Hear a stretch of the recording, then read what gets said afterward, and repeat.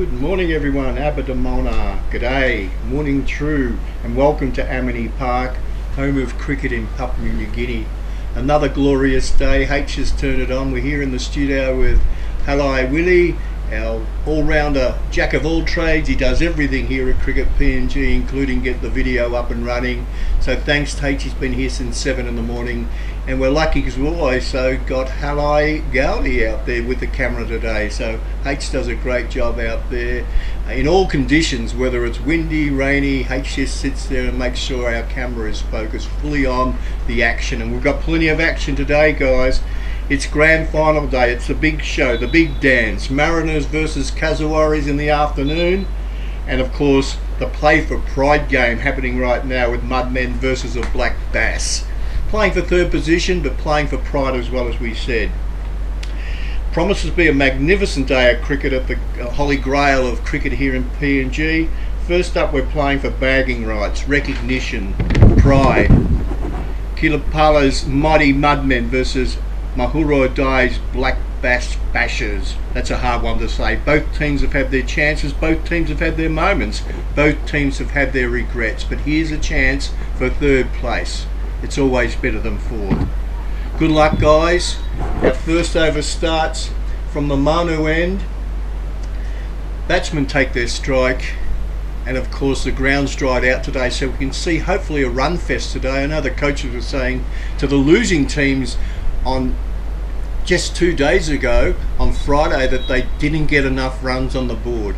We're looking at 130, 140 today, and let's see how the batting team, the Mudmen, go first, setting a good task, a good total for them to chase.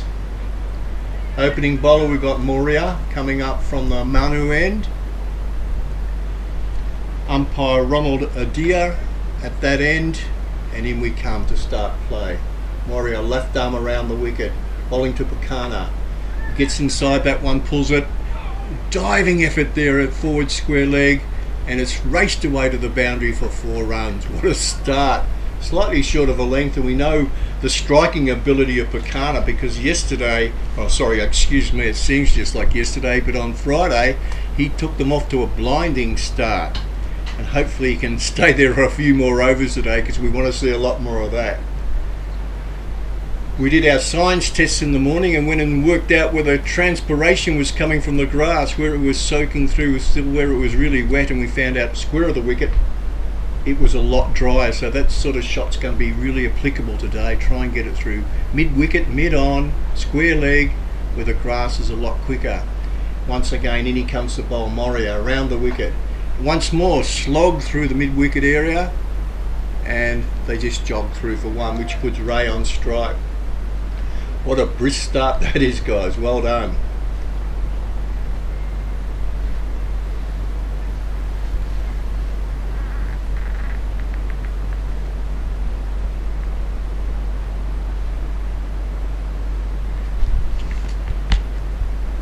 Staying around the wicket here, bowling into the right-hander, Ray, and he comes left arm around the wicket, angling in.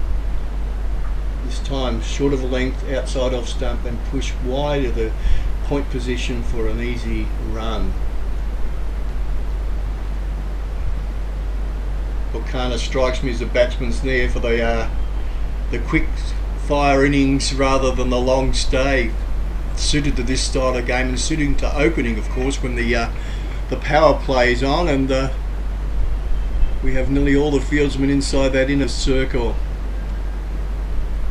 Pakana coming over the wicket now, angling across. That'll be his objective. Outside the offside, an edgy shot through there, down to third man, and 1 run. Interestingly, he came around the wicket for the first 3 deliveries. He's now back over the wicket. Will he stay that way for Ray? Let's wait and see.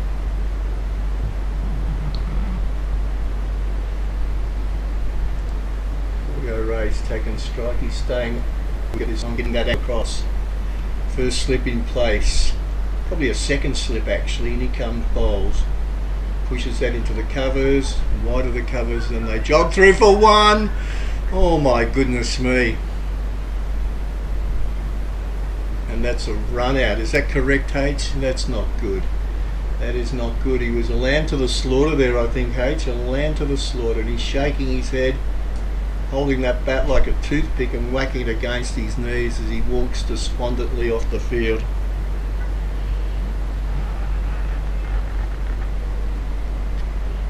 Guinea from Central. Very disappointed. It was a brilliant bit of fielding though, H. Not being too harsh on Boyo there, but I think if any other way, if it hadn't hit the stumps on that occasion, he could have been safe. But disappointed into that innings. Ani's our next batsman in. Central player. He'll be looking for a chance to show his wares in front. I wrote down earlier this morning that Big Brother is watching, even though this is a game for third and fourth positions, pride, and also the fact that we've got a lot of the selectors coming and going today, and they'll be looking for players who can sort of take that next step into the international field of play. So hopefully Ani on his behalf the left-hander can show his wares today. He's got a big chance now with only 5 deliveries down, chance to build an innings and hopefully score some runs. Left arm over the wicket, watches it carefully as it goes through the keeper, and that, by my calculations, is the first over. An over that brought runs, but also the key wicket of Bakana, and that's a big bonus, a really big bonus to the Black Bass to get him out early. He looked dangerous. H is nodding. Once again, guys, it's a beautiful day here at Amini Park, and tried to indicate, guys, that the field is drying out nicely. We saw that with that first shot through square leg. Next bowler up is Andrew. He's going to be bowling from the Bassini end. Right arm over the wicket.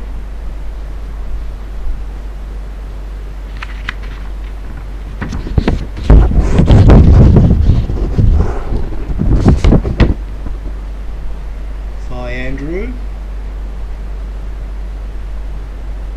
Every time we see that name of Parry come up, a smirk goes onto his face, a smile. Says, I know this bloke, I know this guy. And he comes, laconic run, casual, up, and it's pushed into the covers, short at cover, picks no run. Hits the spot right up. Boyo Ray on strike, the right hander, the barra. Beautiful piece of timber in his hands, H, hasn't he? Does he own that himself, or do the cricket PNC supply? I'll have to ask later on. In he comes. Nice high action. Reaches for that one. The keeper fumbles, and they push through for what looks like a bye.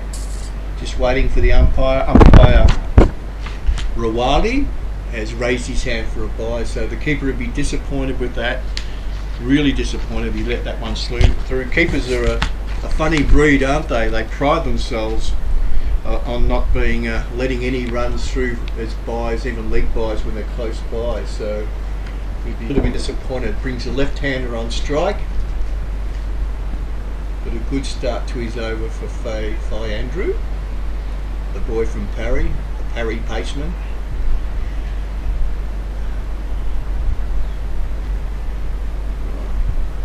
And he's the leading wicket taker in our local competition at the moment, with 21 wickets. 21 wickets in the local comp. H is just letting us know. Oh, here's a smack of that one through to the covers. Like a back foot cricket shot. The fielder in the covers there was on the back foot too. He was watching that ball carefully into his hand. That sounded good. So you look at Faye, we talked about pace of bowlers too, didn't we? So I'd estimate him at about maybe 120, 125 k's per hour, pushing in with the one. That's over pitch, and it's punched through the covers again. Brilliantly fielded in the covers. And he sort of whacks his bat onto his pad there. He said he had 15 metres either side of the cover fielder, but just couldn't penetrate the field. That was going like a bullet, that one. That was straight to the fence if it had got through. So fabulous work in the covers, and such an important part of this game. In he comes once more. Andrew to Annie. Oh, and it's knocked his middle peg right out of the ground. That is a gem. That is a gem. An absolute gem. We'll have to look at this a little bit more carefully on the replay, but that's knocked the middle peg out of the ground. So Annie, some lovely shots, but unfortunately couldn't really trouble the scorers there. Bowled by Andrew. Oh yeah, that's then the Yorker length, isn't it? He tried to dig it out. I was thinking, in his own mind, he was thinking, here's another cover drive here, but not when it was pitched there. So we're just having a look, third time at the replay. Yorker length and knocked the middle peg right back on its haunches. So well bowled, young man. H was just telling you, in the local competition for Parry, he's got 20 wickets. Probably of an average of about 10, would you say, H, as well? So with a low average too. So the line and length he started with is really, really encouraging. New batter in now is now. Channel now.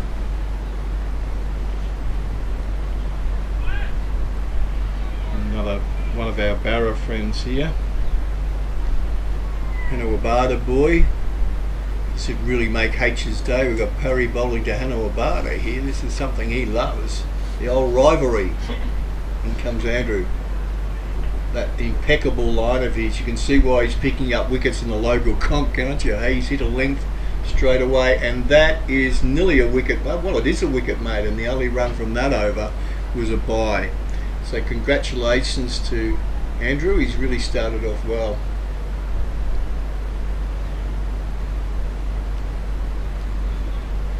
After what looked like a really promising start again, that run out has changed the complexion of the game. We now have the Mudmen sitting at 2 for 8. Run rate's okay at this stage, but losing 2 key wickets is disappointing.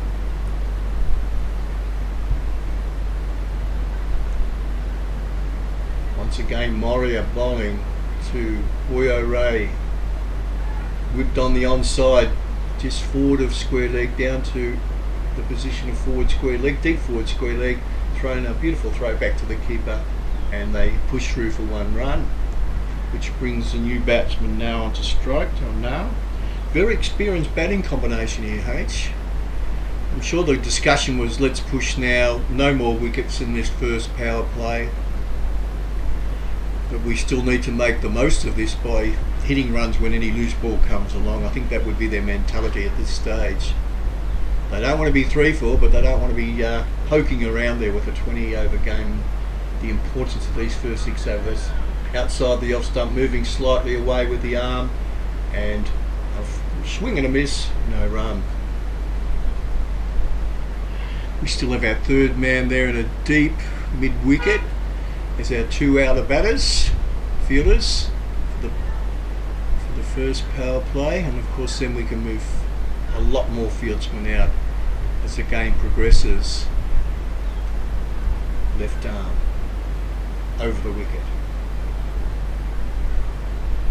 Rolls a finger, big shout for LBW, and he has been given out. He looks disappointed, but H and I will have a closer look at that. Moria was right up there, bit of movement, and Tal now looks quite disappointed with that one. So whether he thought it pitched outside leg stump, H and I are looking closely at that, but if it hit his right leg, he's definitely out.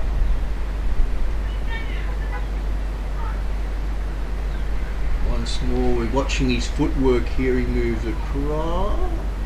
Actually, his foot stayed quite stationary there, didn't it, H? So umpire had a good look at it, did the equation, did the maths, did the angles, and then raised his finger. So that impressed Ronald enough to be given out.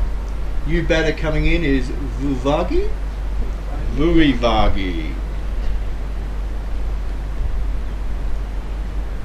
Travis comes out with the score at 3 for 9. We said at the start there's a lot of pride involved here. A lot of pride. The positive out of this, Travis now from Central, gets his chance to shine. Still got a half overs to go in this power play. And we know he's got the striking power to do some damage with a lot of the fielders up. We've still got a third man and a deep mid-wicket. They're pushing Maxley to a deep, he's going to a fine leg now, the second fielder out. So it's sort of a shortish fine leg. In comes Moria to bowl. Left arm over the wicket. Oh, that is a good nut. That is a good agate there, H. He's got his line and his length today. He was pretty disappointed on Friday with that one delivery on leg stump, and I know that Asuzu got a hold of that one and hit it for 6 today. That sort of changed the complexion of the last few overs. So his start today has been fantastic. 1 for 8 of 1.4. His line's been fabulous. His pace has been good. And in he comes once more to Vuivagi. Slash outside the off stump. Keeper takes it gleefully.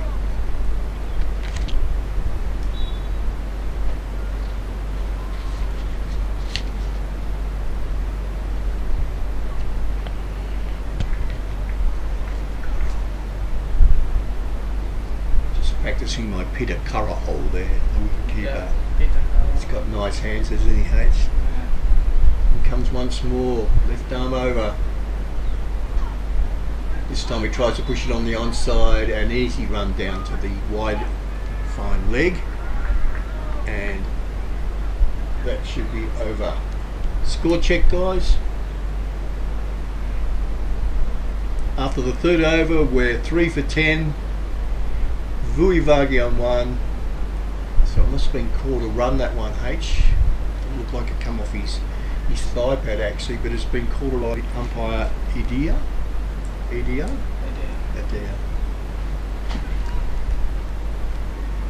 We'll make sure we thank our sponsors in between breaks today, H. Without them, this would not be happening. The showpiece of PNG cricket this is, in my opinion. This and the ladies competition. Best players from around the country all gathered here in Port Moresby for a festival of cricket. Once again, it's Andrew, a minimalist I call him. His run's not overly long and it's very efficient. He gets a high action. I'm sure umpire is getting everything right into place. Thing about when Andrew's bowling, you know there's going to be some action because he's so accurate with his line and length. So here he comes, line over. That's one smack through mid on. There's a chance out deep. Oh, he reached, nearly got there, and they've gone through for 2. H is saying, is that a chance? I'm saying no. If Rugi was here, he would have said he should have caught that one. He should have gobbled it up. Anyone listening to us the other day of Friday, my goodness, Rugi's a hard taskmaster. If he'd been my captain, I would have been hiding under the table half the time. Once more, Andrew in. Great and aggressive, and this time it's taken at mid on. The simplest of catches. So that's what we said, that's what H and I were implying, that, you know, he's got such a good line and length, the batsman has to play everything, and they can only hit through certain areas because of the length that he bowls and line that he bowls. So unless if he got underneath that one, that was always going to be hit straight to mid on. So unfortunately, Vuivagi, who was trying to be really aggressive, has holed out. And the score now at 4 for 12. It's not looking good for the Mudmen, and I know that Muhuru would be very disappointed with the opening stance so far, the opening combination so far. Good thing is, when wickets fall early, H, it gives someone else a crack. We saw that on Friday. Players right down through to 8 and 9 were getting their own hit. You know, even if he'd gone through straight with that, I think that would have cleared them, but oh dear.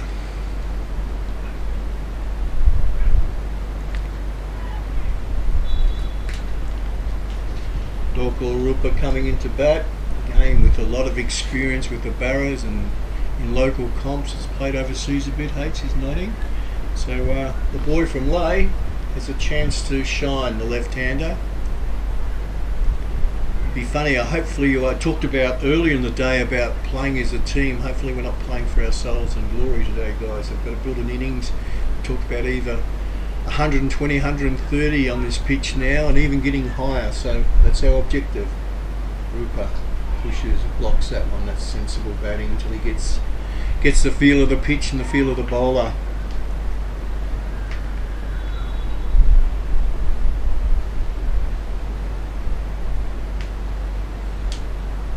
Andrew.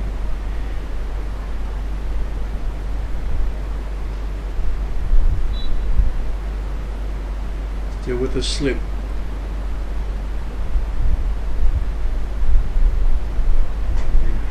Pushed uppishly to mid-off, no run.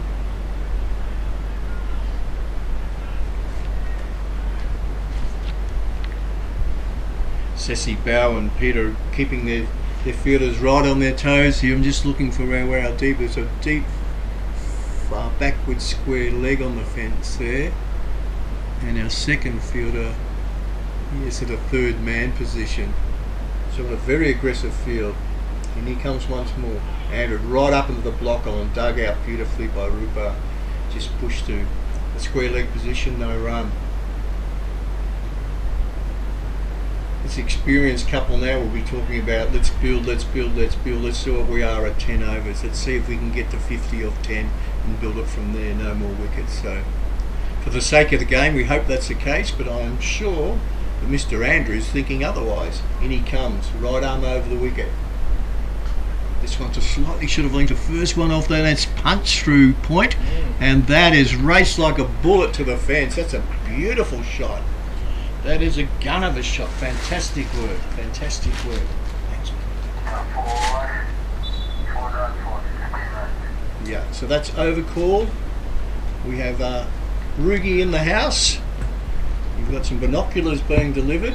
And that is shot of the day so far. Just slightly short and punched through the point region for 4 runs. We talked earlier about, square of the wicket being a lot quicker than hitting it straight down the ground. That was evident in that case just there. So that's what we needed, guys. We didn't want another wicket. We want this game to play its way out with a decent score and a decent chase, just to add to some atmosphere for the day. So once again, guys, we're on 4 for 16 or 4 overs. Hera coming into bowl now, which is our first bowling change of the day.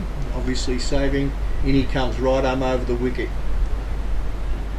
just outside the off stump, and taken by the keeper gleefully.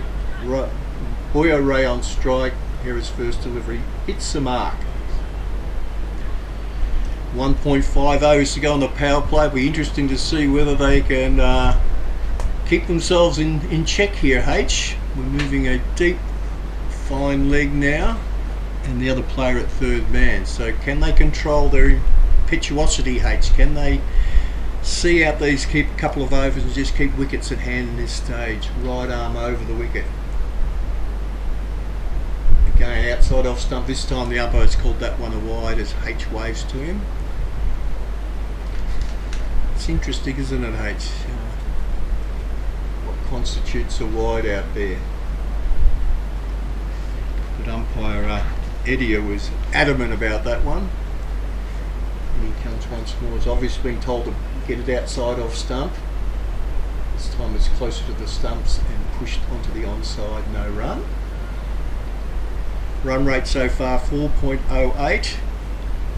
We bet our overs will bring up near 100.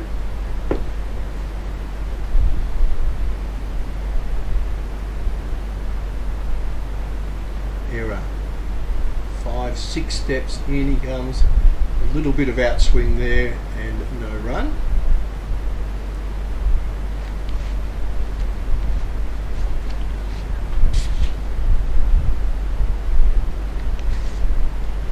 Keeper Karaho's had a bit of the fumbles this morning, H.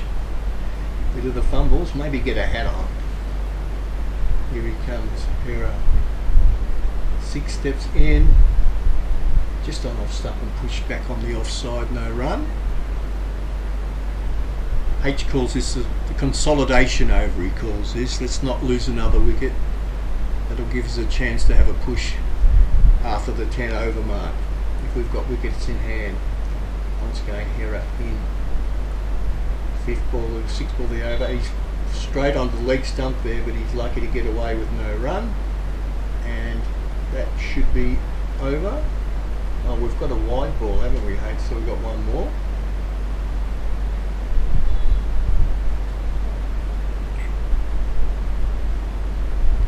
We go 2 of 10. Small. Just on off stump, pushed into the covers or point region, job through. And that is over. The first look at the Manhattan guys. A sprinkling of good overs, but those wickets on top make it a bit of a dire situation at the moment at 4 for 17 or 5. Run rate has gone down to 3.40. And well, Rupa and Ray are still here, though we know that there's still a chance to build on this significantly over the next few overs. The game for pride. Third place is up for stakes here. I'm sure the coaches have mentioned that to their players, that, you know, fourth always sounds like you're on the bottom of the ladder when it's a four-part competition, doesn't it, H? And third place is far more glamorous. We're still going to have a bowling change here with Balawa, is that correct, H?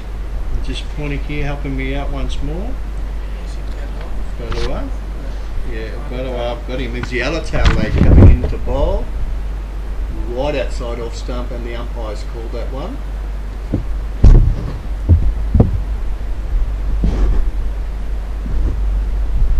The Milam Bay man. Great to see all of these players from around the country getting their gig, isn't it, H, to get their chance on the big stage. Here's once more. Missing in. Pushes that one onto the leg stump. Push to short leg wicket, no run.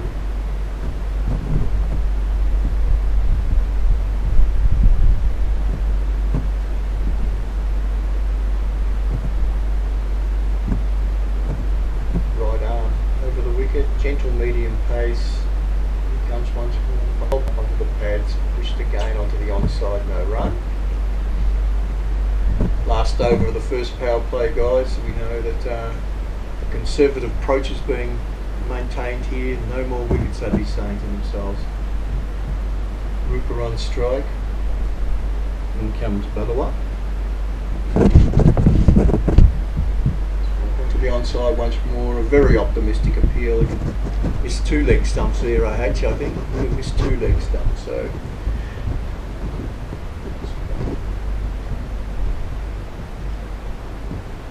See Rupert's intent though there. If it's going to be on the leg stump, he's going to have a crack at it, especially with no one at deep mid on. No one at deep mid wicket either. Once again, this one's down the leg side once more, pushed wide, the keeper runs over, picks it up, and they jog through for a single. And that's 1 leg by as H waves to the umpire.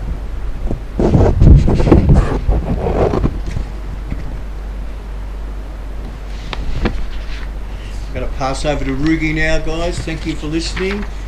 He's going to go through our wonderful sponsors for us again today, guys. Thank you to everyone at making this happen. Thank you.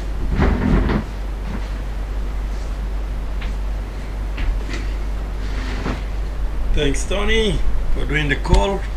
Start the game up. We have a good match in our hands at the moment.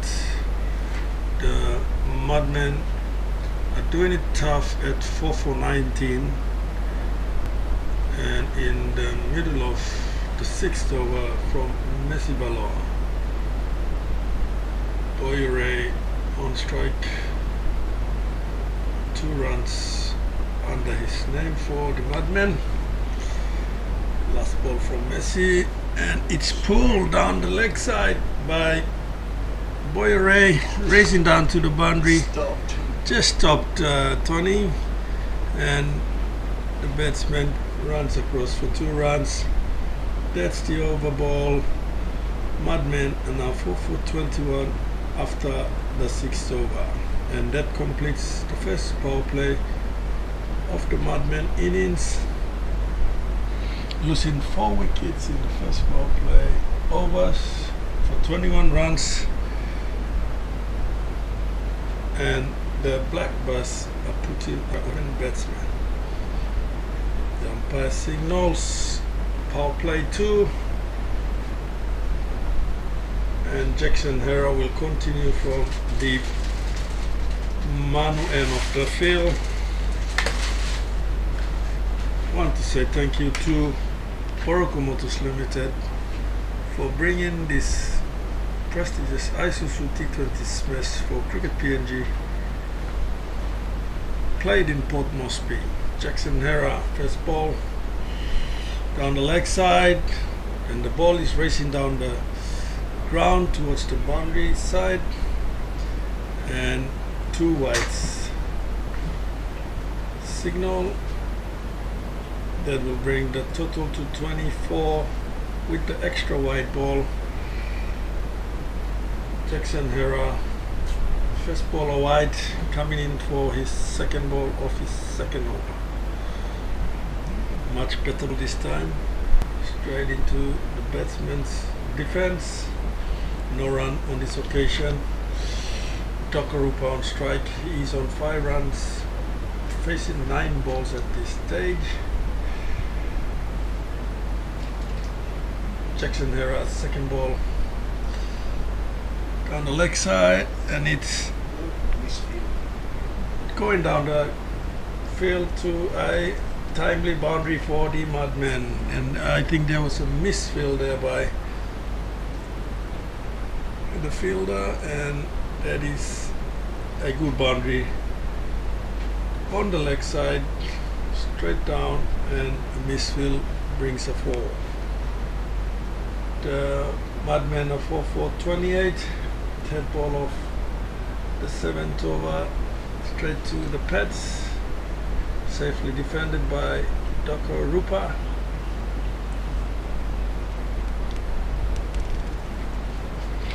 Fourth ball coming from Jackson Hera.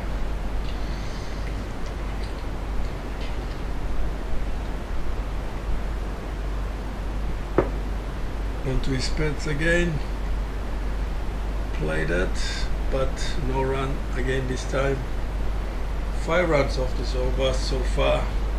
2 balls remaining. The run rate's creeping up slowly at 4.2 now. And still a handful of overs to go, so if these 2 batters stay and protect their wicket, they will get runs in the end.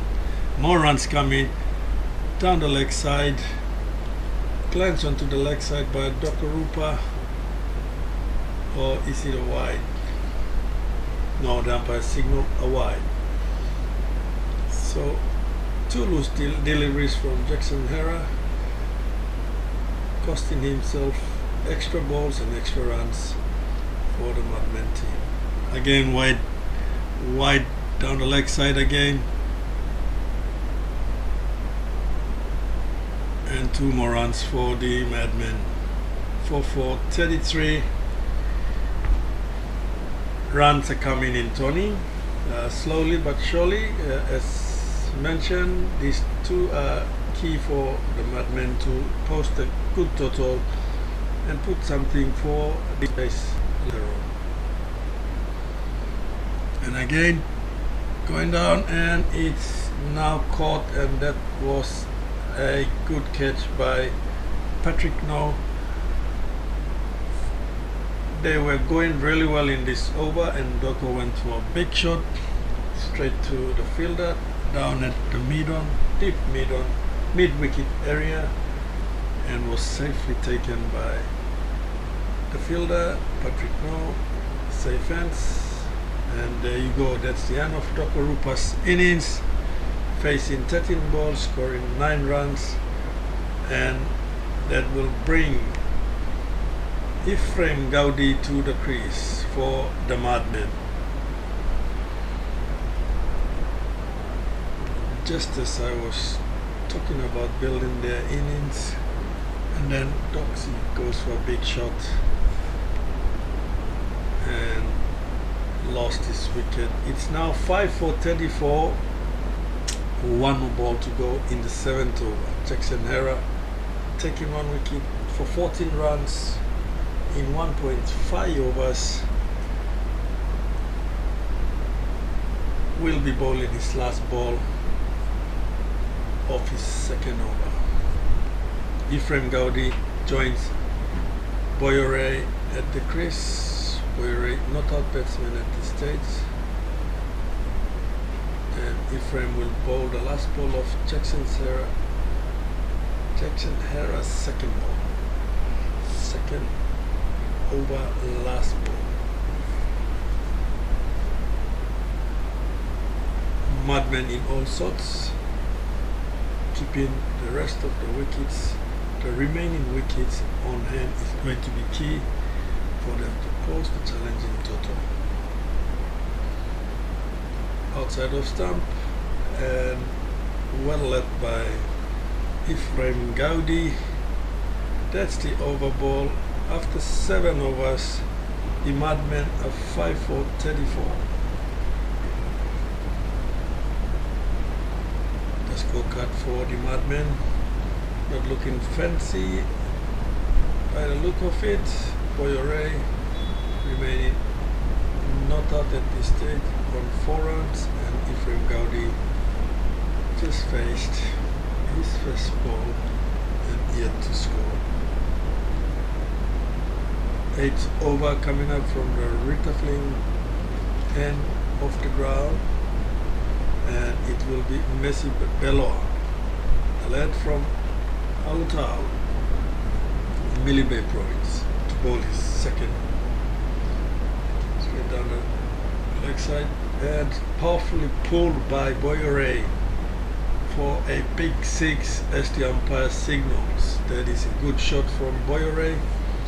It was there to be hit, dropped shot and rocked back on his back foot, pulled it away on the square leg region, and it went over the boundary for a maximum 6 runs. That is a good shot and a timely boundary for the Mudmen as they are reeling at 5 for 40 runs at this stage.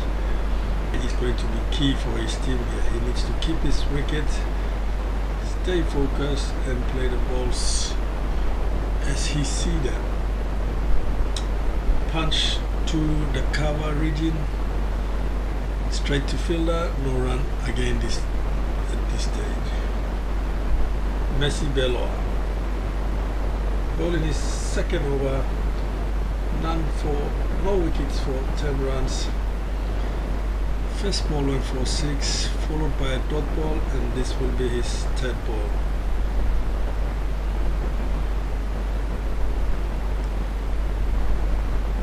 Pitched on the offside, played along the ground by Boyore, straight to fielder, no run again, dot ball. This is the 4th ball coming up for Messi Belloa. Good morning to our friends and viewers down in the eastern end of the country, Alutau, Mili Bay province. Messi Belloa bowling, and Boyore goes for another big shot again, down the mid-on region, over the infield and another boundary. That is a good shot. That brings the score for the Mudmen to 44 runs, slowly building their run rate up. It's now 5.74 and looking promising for Boyore as he moves to 14 runs of 17 balls, 2 balls to go in the 8th over. Messi Belloa bowling from the retafling cut end of the ground. 5th ball up, drop shot, safely defended by Boyore, straight to fielder, no run. 1 more ball to go in this over.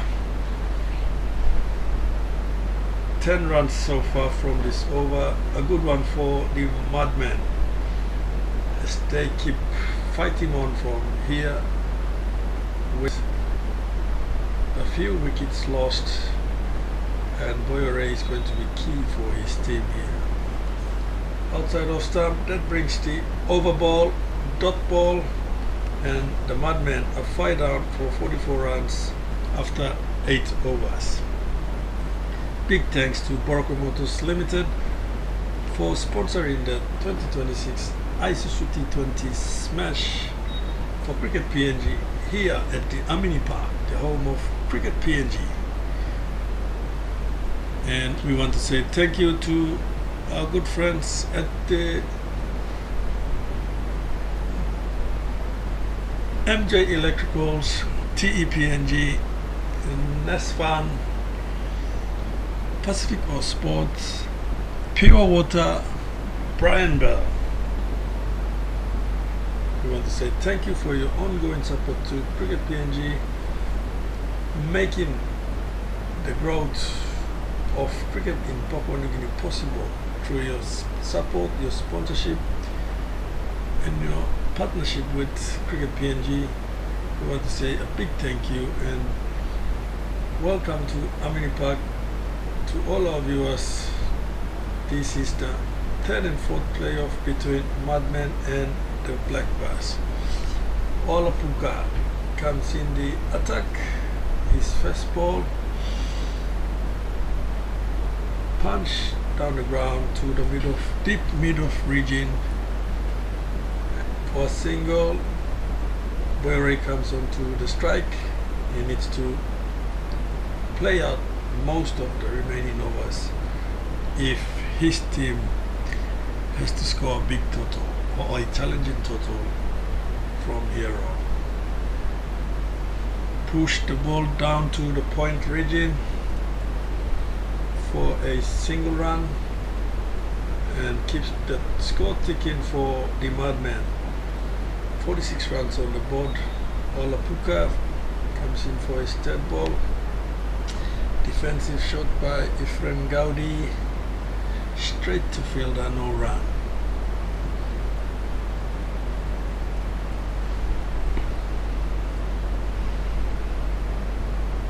Football, Olapuka. Pitched up, played onto the leg side, straight to fielder again, no run. And full toss and powerfully played onto the leg side by Ephraim Gaudi for another boundary for the Mudmen.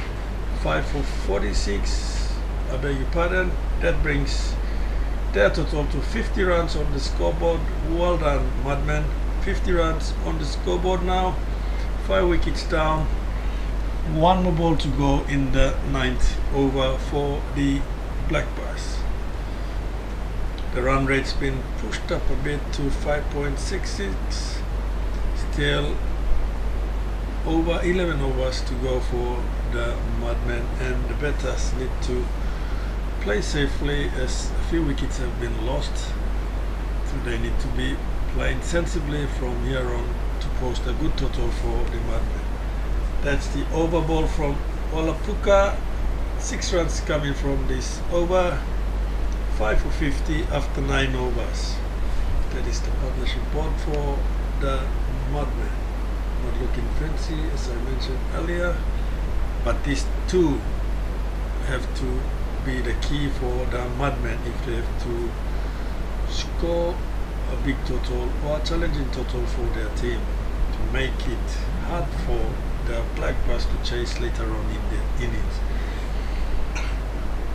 Patrick No is been introduced into the attack, coming to bowl at the Rita Flynn Court's end of the ground, end of Amini Park, and few fielding changes have been done for his bowling, talking strategy with his captain or senior bowler Kabua Morea. So the Black Bass have now pushed 4 fielders out to protect their boundaries as the Mudmen looks to build their score with the scoreboard at 50 runs after 9 overs. Patrick No first ball. Oh, that was close. I reckon that was edged, but it was a hard chance for the wicketkeeper.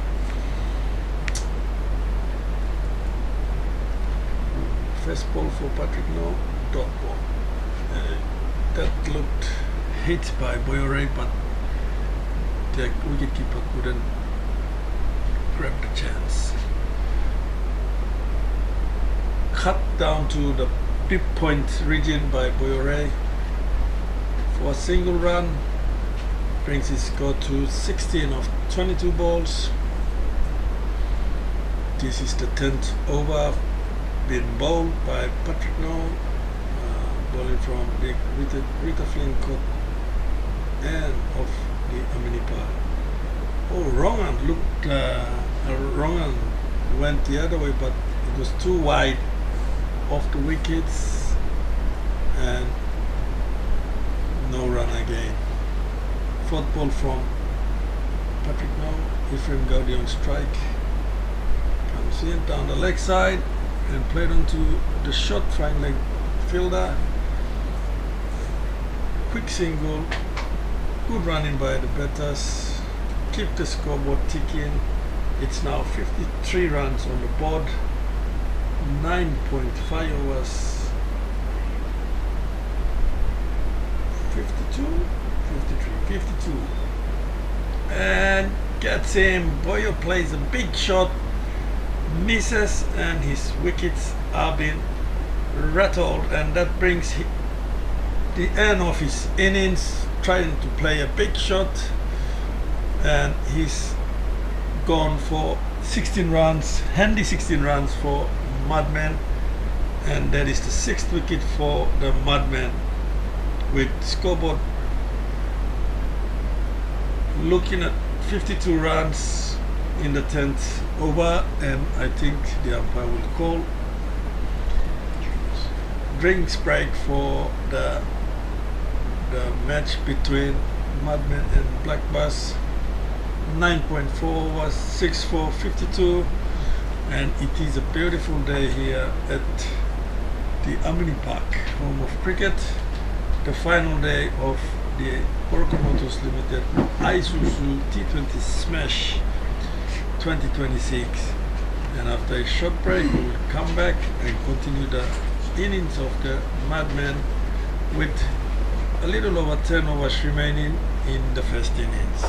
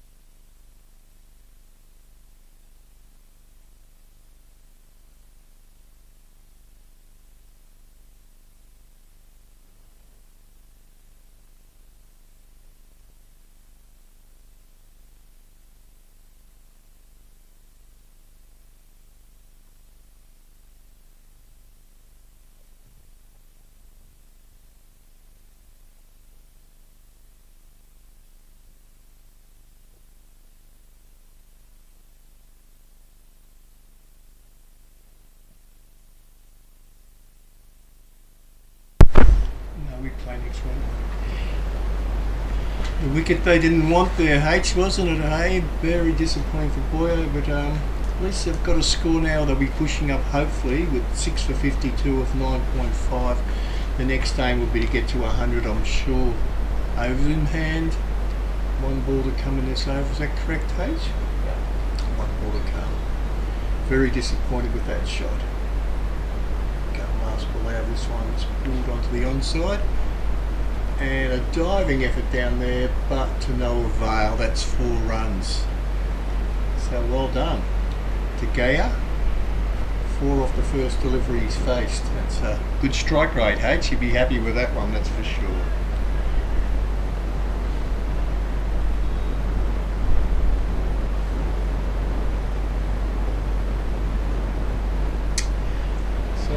10 overs.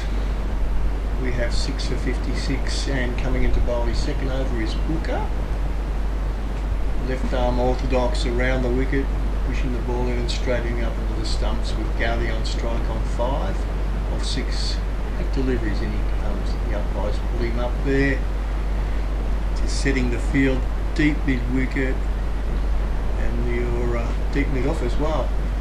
He comes, pushes it onto the offside, no run.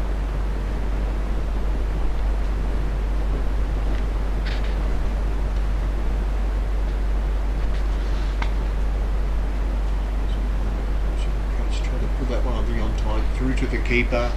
Again, 2 dot balls.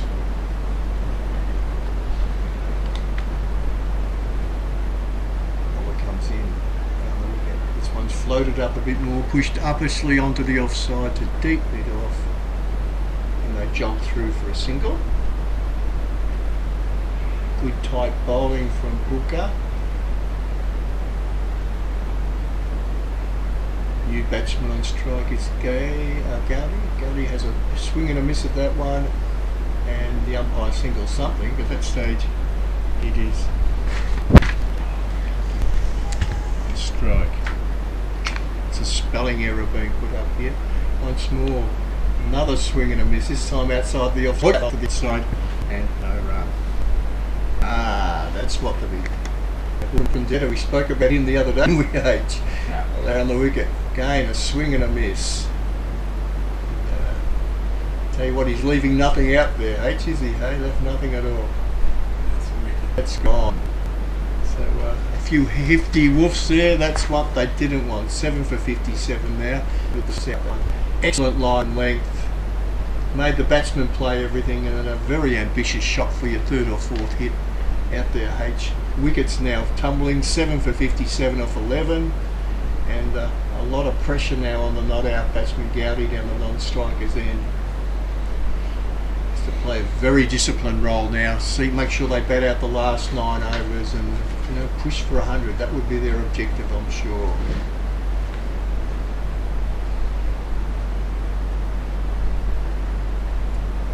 Gowdy on 6 off 11. New batsman is Kariko. I'm sure the captain's told him to just play this over out, or just back him up, give him something to help down the other end. More wickets for the next few, push the single, push the 2s, and push their way up to hopefully 100 runs.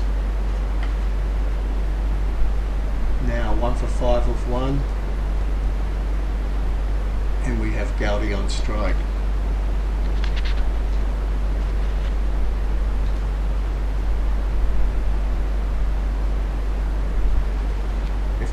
Facing up, floated up there and pushed on the onside, no run.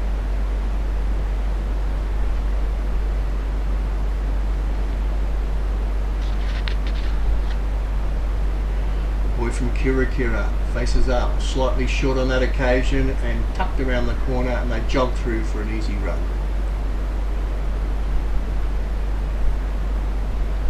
This is up to 58 off 11.2 now with his little leggies. Left-hander on strike now, Karako. Barra boy from HB, it's H Smile. Big job, he's got a massive job here to bring them to a competitive total, and he comes once more now. Floats that one, that's over pitch, that's tugged round the corner and not put away. Pull the no ball. And H gets excited because we think we've got that old waving of the finger above the head. That means a free hit. Only 2 ways to go out on a free hit, H. I'm doing a bit of lesson planning here with H. 2 ways to go out. The one's over pitched again, but it's a swing and a miss. So we're very disappointed with that. We're hoping for a 4 or a 6 from the free hit, but it was a swing and a miss. Once more now into bowl. Shorter this time, pushed on the onside and no run. Like all good leggies in a one-day scenario, 2020 is very good. You don't bowl the same ball twice. That's certainly been the case in this over. H has been a box of chocolates, hasn't it, hey? He's dishing up everything. That one's short, punched on the offside this time, down to the extra cover, deep cover, and that's easily jogged through for one. It's Mr. Gowdy off strike, brings Kariko into strike, the right hander. That's an important start. Rotating the strike, making half of the bowlers to find their length. Left-hander, right-hander, always a difficult combo to bowl to. This one's short and punched vigorously onto the backward square leg position, but only the one run. And that, by our calculations, is over. Unfortunately, they didn't take full toll of a couple of poor deliveries in that over. We said to our listeners again, guys, two ways to go out. You can be run out off a free hit, and you could also be given out if you hit the ball twice. The only two ways to go out of a free hit. That means you can obstruct the field, H. Is that correct? You can make silly noises and run and tell the fieldsman you're going to drop them. Would be an amusing scenario, H. There's only two ways to go out. We do our research here at Cricket PNG. Once more, Puka into bowl, left arm orthodox, around the wicket, pushed into the covers, and they jog through for one.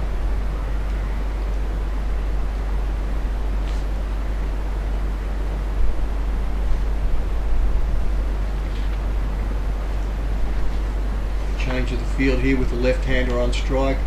The bowler Puka's decided to come left arm orthodox over the wicket, angling into the left-hander, hopefully straightening the ball up. Or maybe bringing that one that goes in between bat and pad. Thank you to Rugi, just delivering pure water to us. And here comes Puka. Pushes that one onto the onside. The umpire's called a wide on that one. That's one of those where the bowler sees the batter moving across the pitch and decides to push it down the leg side. Of course, the batter then stands still and it's a lot wide. Doesn't seem fair. This time he pushes it onto the onside and they jog through for one. Few heart flutters there, but they made it quite easily in the end. H and I were talking about the pure water bottles, aren't they? Flash H. I went to France last year and tasted their water. Nothing like pure water, H. All that fancy French stuff costs a fortune and doesn't taste as good as P&G pure water, that's for sure. And the bottles are magnificent, H, aren't they? Hey? Collector's items they are. So thank you to our friends of Pure Water. It's the only water we drink in the box, that's for sure. In comes Puka. A little bit short, that one gets a bit of extra bounce and pushes the point. It did get a bit of jump. A bit of lift off the stumps. But again, Tavani, your pitch is a ripper. Looks bone dry out there today. Floated this one up and pushed back to the bowler for no run. Gowdy negotiating these balls very comfortably at the moment. That's what he's got to do. 9 from 17. In comes Puka. Left arm around the wicket. This one's floated up again. He's tried to pull that one onto the onside, misses, and the keeper takes it gleefully, or fumbles it gleefully anyway. He stopped it gleefully. He's pretending he went for the stumping now, I think, H. That would have been the case. Here comes Puka, last ball of the over. Push through and again. Impeccable length, impeccable line, and an impeccable dot ball. It's over. Score is 7 for 64 off 12.6 off 13 overs. Let's have a look at the batting card there. Nothing to write home about. Boy O'Ray, that was the wicket we didn't want to happen. 16 off 23. But a bit of a rear guard action here from Gowdy and Kariko. Hopefully they can be there at the 20 over mark, which will, if they are there, they'll bring us up to 20 when he runs. But Isuzu Motors had a look yesterday on my free day, H. And we come, the leg spinner drops that one short, pulled forward of the mid-wicket area, and they've run through for a single. It's the old mid-on pull shot, H. One run, 7 for 64 now, and that brings Gowdy on strike. We'll be hoping for a short one as well, I'm sure. Comes, that one's over pitched outside the off stump. It's flayed through the covers. Extra cover moves around and brings it back to just the one run. And brings Kariko on strike. A lot of intent in their batting now, looking for the bad delivery. This one is a normal run of the mill leggy, pushed onto the leg side, no run.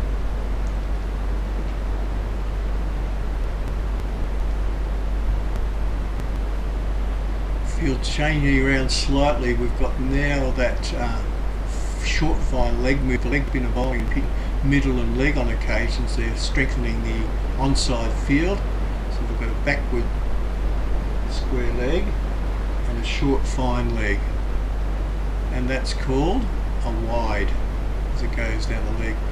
Just looking at the outfield too, that forward square leg on the boundary line there's got to be very careful he doesn't push himself behind the umpire there, H, because you can't have three behind square in this competition or any competition. Pushed on the offside, no run, so he's pretty safe. Restrictions to in this game of only having 5 on the onside, doesn't include the keeper. And once more now bowls short of a length slightly and just pushed into the covers and a desperate dive.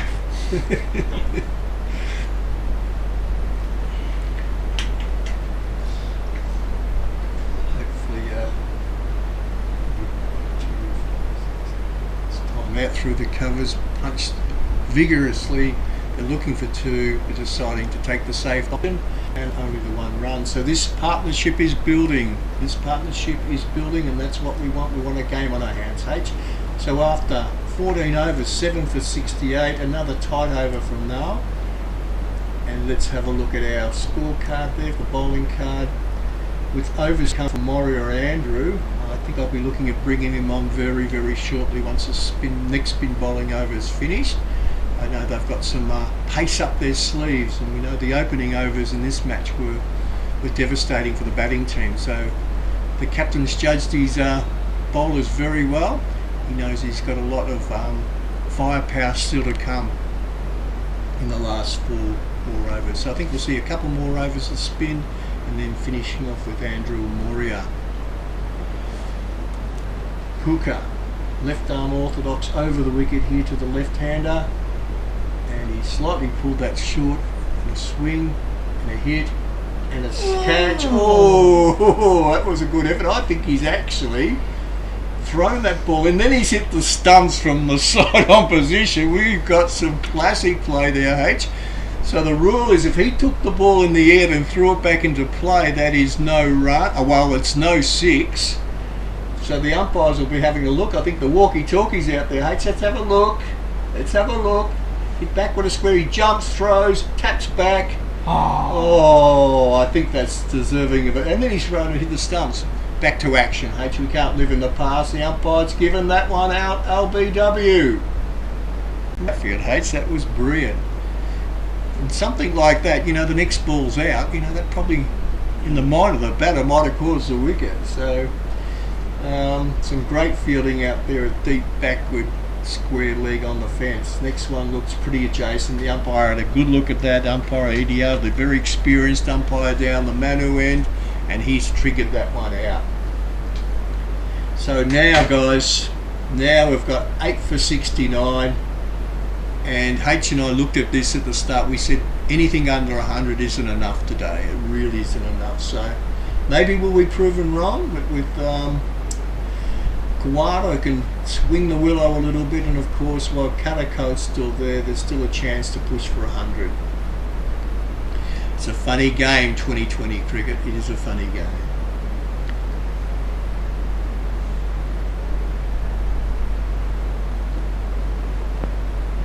Hooker, another wicket. He's bowled a really good line. Is this guy pushing for selection, H?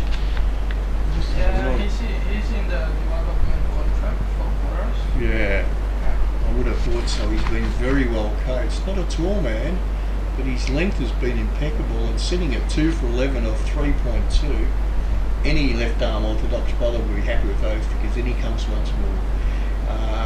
That new batsman of the crease, Guara, had a good look at that one, and Calico down the other end's giving him the same. Move your feet, mate. Move your feet. Just stood there, looked and poked. So hopefully he can get those big size 12s moving and support the batter down the other end. 3 balls still to go on this over. Again, pushes onto the offside. Oh, a slight fumble, but no run. It'd be a disaster if they were all out before the 20 over mark. So big job for young Quara. But I think Puka can smell blood, can't he, H? You can see, I want my 3 for, I want my 4 for, and he comes. Once again pushed onto the offside, that's a little bit more confident, no run. Well, excuse me, H, while I open up my pure water at room temperature. The only way to drink pure water. Puka straightens that one up, and appeal for LBW. Looked like it might have pitched slightly outside of leg stump on that occasion, and a little bit of spin out there, H, which is typical for the Amini Park wicket. A great over, a wicket maiden, 2 for 11. Let's have a look at the partnerships there. Nothing to write out about. Ray and Gowdy looked at 18 runs, and of course Boyo Ray and Rupa with their 22 runs partnership, but nothing significant. Now being kept on for the next over. It'll be interesting to see if we keep bowling or we go back to our medium paces, keep the spin going already, medium paces. But at this stage now it's got the balls, he flicks it Shane Warne style from left to right hand. And here comes a bit of loop, a bit of dip and a bit of push on the onside. And an easy run.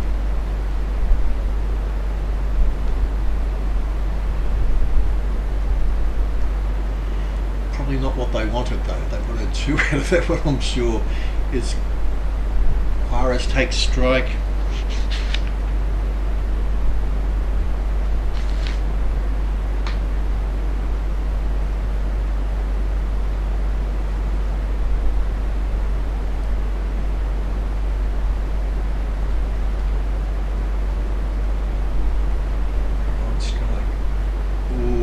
Pulled onto the onside, but that was a quicker ball, that was the arm ball, and they jogged through gleefully for 1.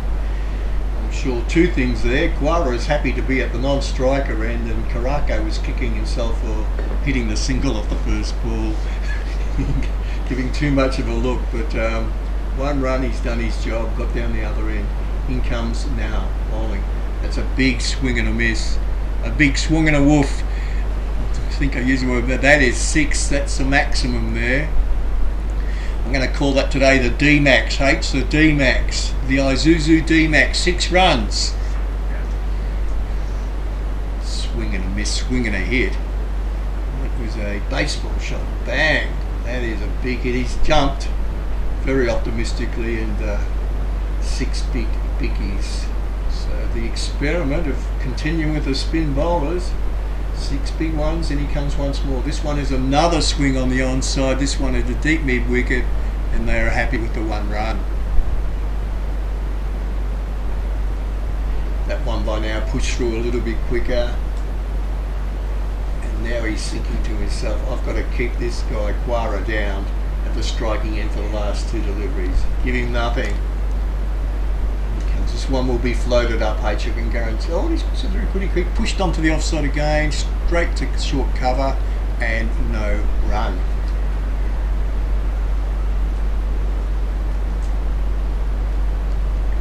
Will we see another D-Max effort? Come on, Quara. Short. Become. This one's the one floated up. This time he's hit it onto the onside. How it ended up at square leg, I'm not quite sure, H, but it has ended up a square leg. And we'll jog through for the next over.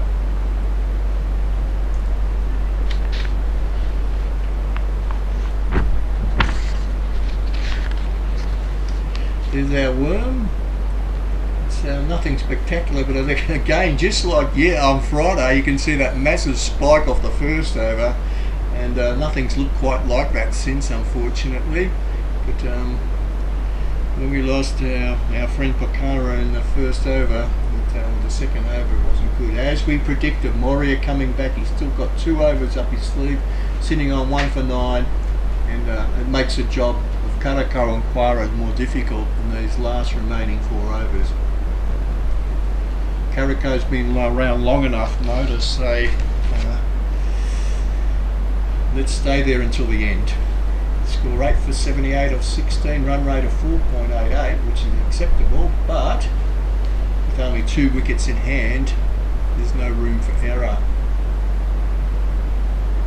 So great first over spell from Moria as well. His first 2 overs only 9 runs and that key wicket. Left arm fast medium over the wicket to the left-hander. Defensively pushed back towards the cover and the bowler. No run.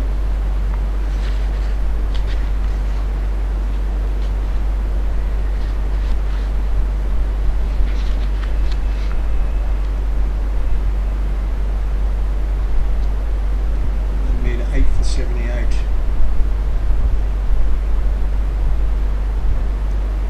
In comes Moria, left arm over the wicket. Again, well pitched up, a swing and a miss by Karikor. He's got 13 or 15. And 2 dot balls to start the over, which would be very pleasing. Black Bass pushing for those last 2 wickets. The Mudmen trying to get to 100.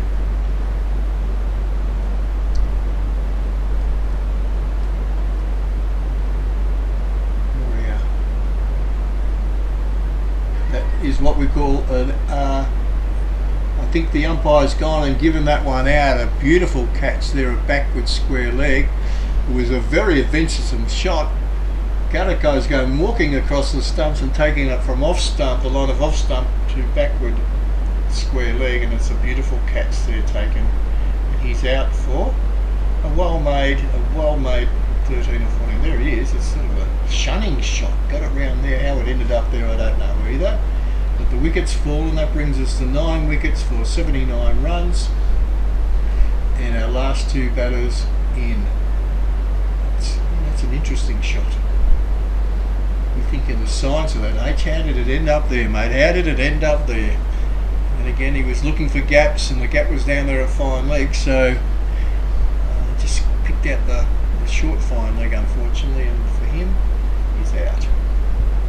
Tutara coming into bat. He looks like he's a bit of a slogger, so we'll soon find out, because he's going to be on strike here, and he's got 3 balls to face from the quickest bowler in this competition. H and I have discussed that, but big strong man powering in from the Manu end, well pitched up, and that's a good catch, because he wouldn't have had a good sider of that. With the batsman moving across like that, he wouldn't have had a good sight of where it was coming. So Tutara in to face his first delivery. Hanawabata man. He pushes, gets a thick outside edge just to the backward point region, and they job through for 1. Still with around about 3.2 overs to go, H. Just be there, guys. If you can get us up to 85 to 90, that's what your next objective will be. I don't think Tutara's reading the script here, unless if he's coming around the wicket. He is. He's coming around the wicket to the right hander, left arm around the wicket, which he did at the start.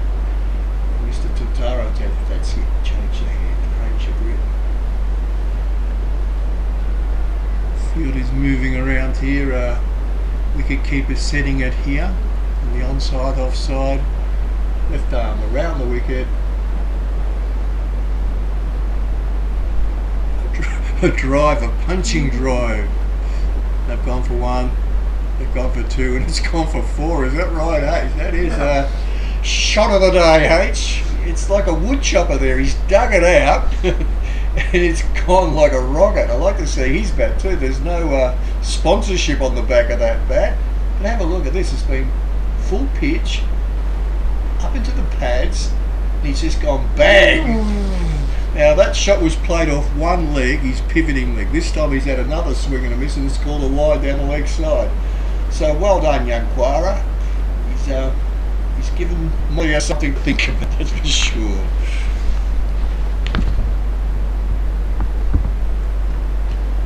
Cavalier, what are you going to come up with? He's going to try and repeat that one. It's a nice bit of willow. What do you think he snapped it? He comes left arm around the wicket.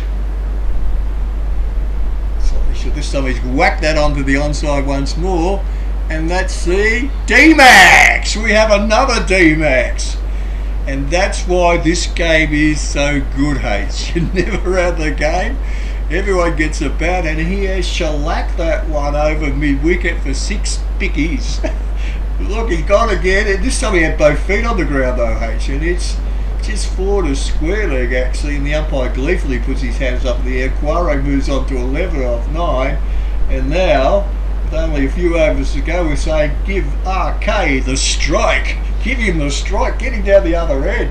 He said to him, it's on middle and outside, and he has really got underneath that one, and it's a beautiful shot on any ground in the world. So, new overs, Andrew's into bowl now. He'd be saying to himself, they'd be saying, please get that bloke down the other end.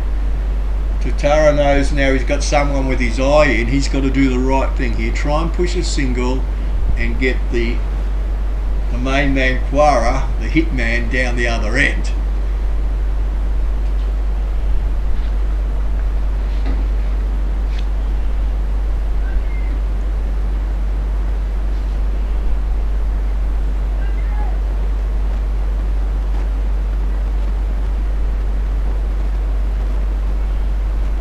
Richard Quara from Lay to tour on strike, right outside the off stump. No run. 9 for 90. That score of 100 still a possibility, H. We've been asking for that since the downfall of the 4 early wickets. Reset your objective. We said 100 runs is what we want. In comes Andrew. He's got other ideas. He's gone for a push down on the onside, and they've got the Axeman on strike. The Axeman is on. He's got a new nickname here, mate. They're going to call him Quara the Axeman, the wood chopper. Look, he's borrowed that bit of beautiful bit of wood. They've just reset the fielder deep mid on here. He's gone woof. He's got hold of that one, and thank your mother for the rabbits. That has gone for 6. It's a D-Max. Thank you, Isuzu Motors, for giving us our new D-Max saying here in the commentary box. It's a D-Max. Quara, the boy from Lay. I tell you what, they'll be flying him over here. H, look at that. That's a very difficult shot to play when it's so pitched up onto your legs. But he's got underneath that one. I think that's one that's gone up the tree, has it? So Andrew, who hasn't had much in the last couple of games, hasn't really been taken to it all, now got his back against the wall. So he's really watched that one right under the face of the bat, got underneath the ball, it was down leg side and slightly pissed up. And he comes once more, Andrew, to the wood chopper. Again, down the leg side. This time they jogged through for 1, coming back for 2. Weather was bad on that, I think it might be. Let's wait for the umpire's call. This umpire's call is off the bat. Off the bat. So he's got a little tickle on that one. It just shows you bowlers are human, aren't they? Hey, you get hit for 6 and you start to think, where am I going to bowl to this bloke? So we're now on 99 for 9. H prayed for this. I prayed for this, that would have a, and we do. Black Bass now put under some pressure for the first time in this game. Quara facing up. Down the leg side again. I'd call that one. The umpire has called it a wide. H already had his hand up there before it was even signalled by the umpire. So that's what we call pressure, H. That's what we call putting the onus back onto the bowler. Don't let them dictate things. This brings 100 up. With Quara on strike, anything is possible now. Still the runs needed. Anything is a bonus. He's gone a windy wharf. Plain a miss. No run, but no damage. Whew. For the first time in this game, H and I, our blood pressure's up, our hearts are beating. We're thinking we have a game on our hands. The Bashers under pressure for the first time. In comes Andrew. Pushed around the corner. They'll go for 1. Will they look for 2? Never on. Maybe even worth a bit of a risk there with the keeper chasing after the ball. Who's going to take the stumps? But by my calculations, that's over. And the score now 9 for 101. Bit of a rise in our worm there, H. Look at that, starting to spike towards the 20th over.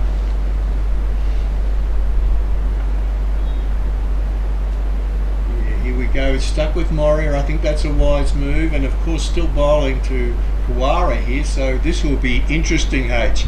We've got a deep mid-wicket. Our fine legs waving his hand saying, do you want me deeper? They've moved the deep mid-wicket also to a deep mid-on as well, a deep mid-on, and the fine leg moves up into the circle. We've got a third man, backward point, cover, mid-on, mid-off, deep mid-on, a deep mid-off, and it's the first time we've seen a really defensive feel for the whole game. Why? Because Quara's taken up to the bowlers. Here he goes, the wood chopper, facing Moria. Moria pushes that one outside the off stump. The umpire thinks about it, but that's an excellent decision. Quara was, I don't think his feet moved a centimetre there. H, he was waiting for something on his pads and it never came. But with around about 11 deliveries to go, that could be another 15 runs, H. Could be another 15 runs. I think Moria will do a bit of the same here, outside off stump, and he comes full pitch delivery, outside off stump. That one's called a wide, and that's excellent umpiring by Ronald.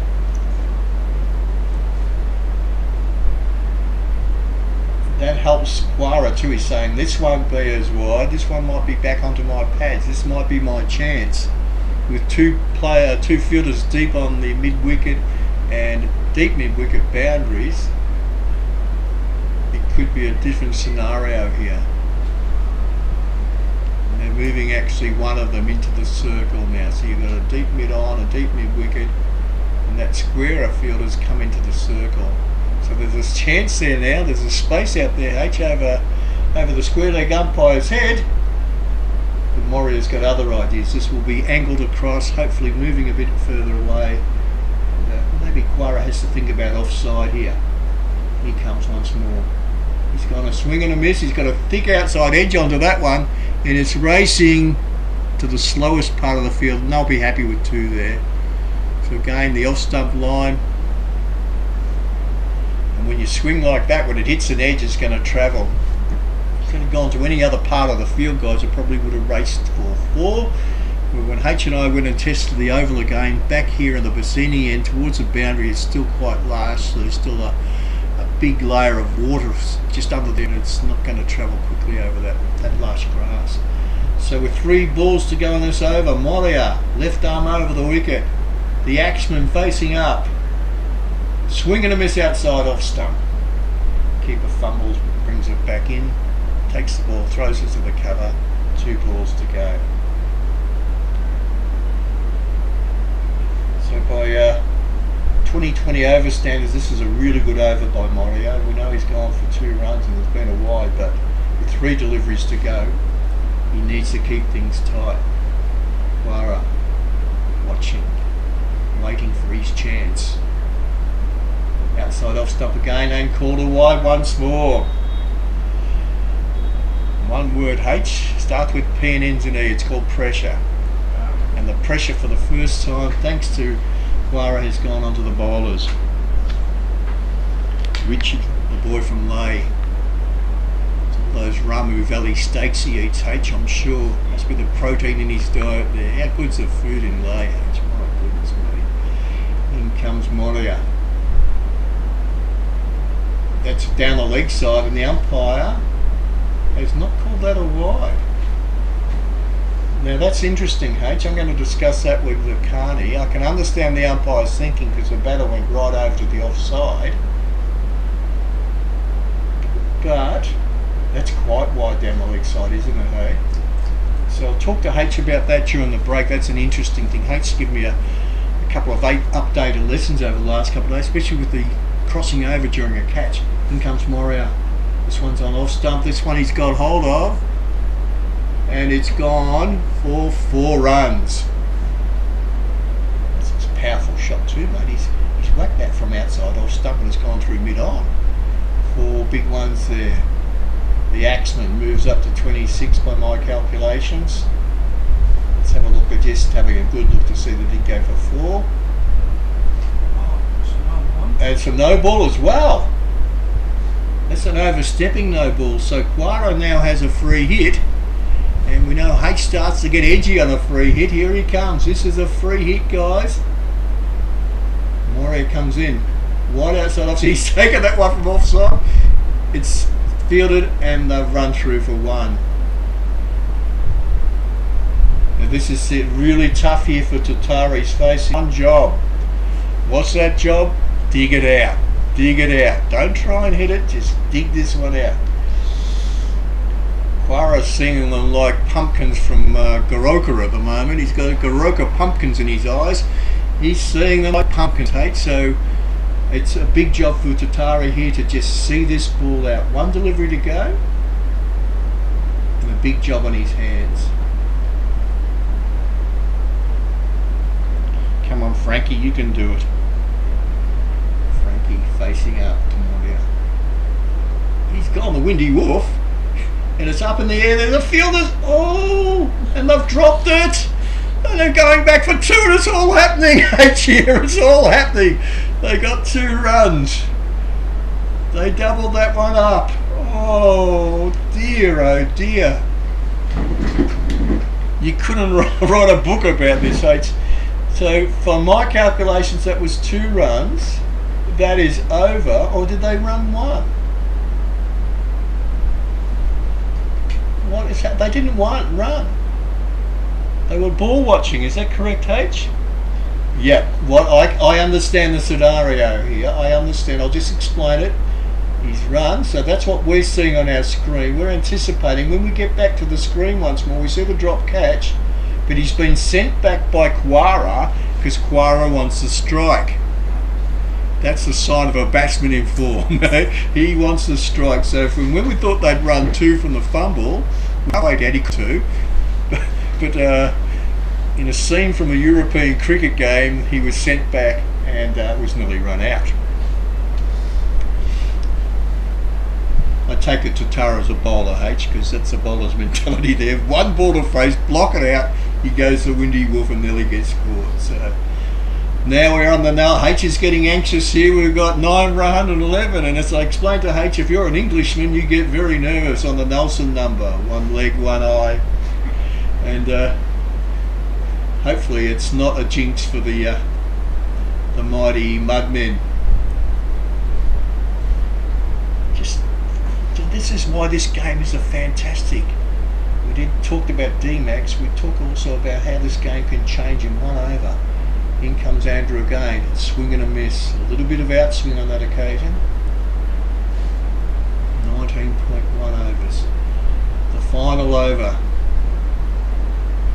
Andrew's got the good figures at 2 from 17, but he doesn't want those to blow out.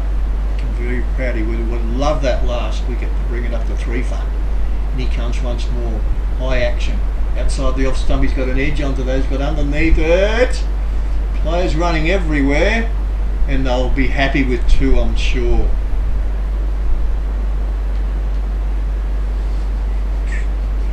Quara moves on to 29 of 21 deliveries. And he holds the strike. Tatara's saying, stop making me run all the time. He's got a sore elbow from the slide. He looks up there, Tatara. Anyway, the axeman. I know they don't have it in PNG, but in Australia we have wood chopping competitions. It used to be massive. The axeman faces up. Comes Andrew again, swing down the leg side, follows the pitch down to fine leg, and well fielded for 1 run.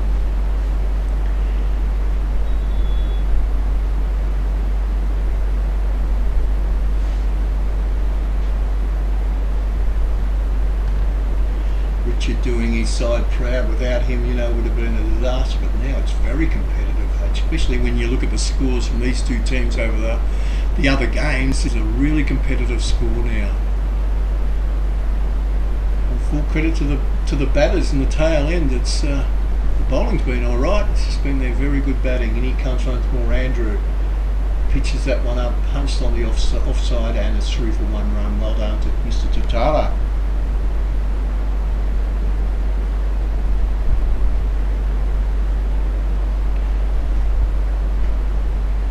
Frank enjoying his batting for a change. He still looks sore. I think it must have been from when he did the big dive back in to avoid the run out. I don't know if he's landed on his bat or what he's landed on. He's in a strife. Like a real batsman now, player. He's getting his helmet right, he's putting his gloves on. He's assessing the situation, looking for where the field is. Tell you what, these bowlers hit 30 runs and they think they're Don Bradman, don't they, HK? The boy from Lay. All those people watching from Lay, he's done you proud, guys. Anaeus, if you're over there, it's Mr. Healy, mate. And he comes once more, Andrew.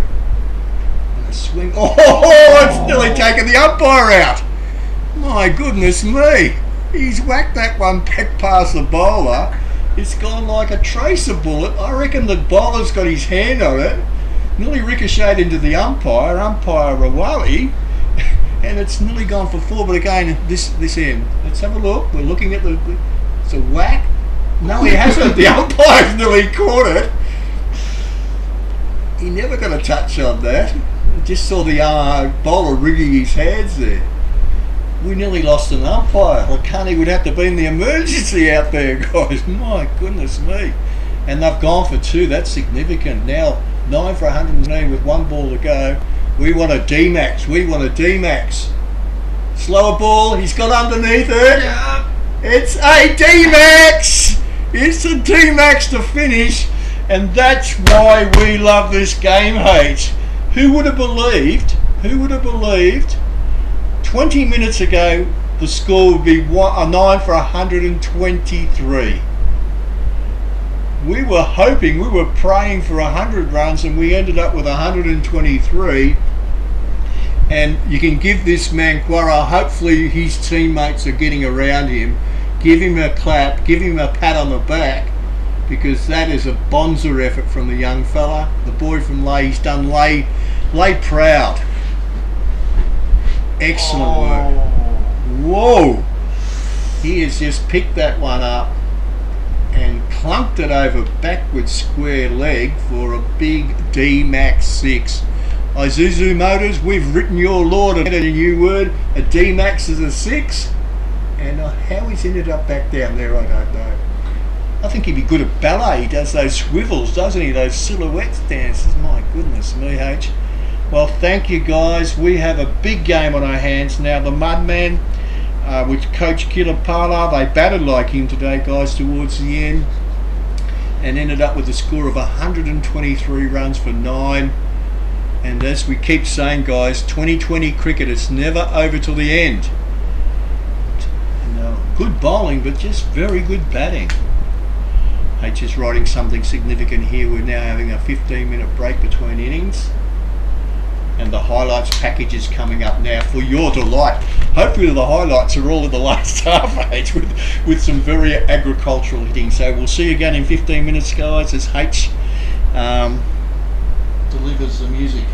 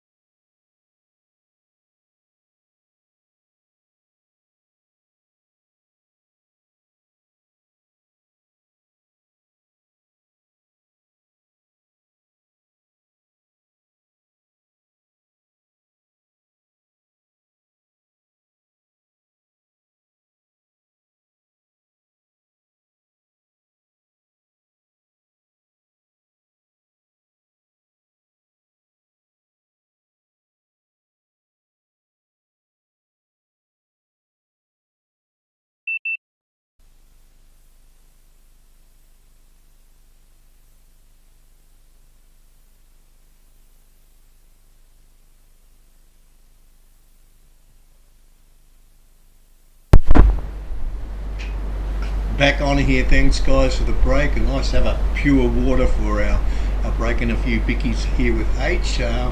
We're still excited because we have a game in our hands here at Amini Park. We have a great game on our hands. The sun's shining, absolutely glorious day. So if you're thinking about coming down here to Amini Park, come down in a hurry because you're going to see a wonderful run chase. Mudmen have got the game on their own terms for a lot of it, but 9 for 123, and now puts Black Bass on the back foot. That's a hard thing to say. 123 is not an easy score to chase down. 6 runs per over always puts it into the danger zone. H and I were talking around about the 16 over mark, and we were hoping that maybe they got to 100, but tell you what, the run rate now is going to be 6.2 overs. That's what they've got to aim for. And of course the bowling attack, he will be right onto the front foot. It's a funny thing in sport, it's called momentum, and at the end of that innings the momentum was all with the Mudmen with their batting efforts. So can they match it with the bowling? Tatara's in. He looked like he's a little bit sore towards the end of the innings, I think, not only for running runs, but he had a bit of a fall. Hopefully he's okay, because he's going to be vital in controlling these opening batsmen of Bow and Goober. Dismiss these two guys and the game's wide open. Get them out early. Fields in, 2 players out. How will they approach this? Well done again to the bowlers from the Black Bass bowlers. They did everything right until those last few overs, and when the woodchopper came in, the game changed. Just a bit of discussion out here. Tatara limbering up. Just hopefully he's okay to open the bowling. Once he gets that ball in his hands, he should be right. Umpire signals to the scorers, signals to our box. H waves back, and we have a game on our hands, guys. Let's see how it goes. Cecil Bell facing up. Tatara in, left arm over the wicket. Whippy action, bit of an edge through, backward point down to the third man for 1 run, and we tick the ball over. Right-hander on strike now, Goober on strike.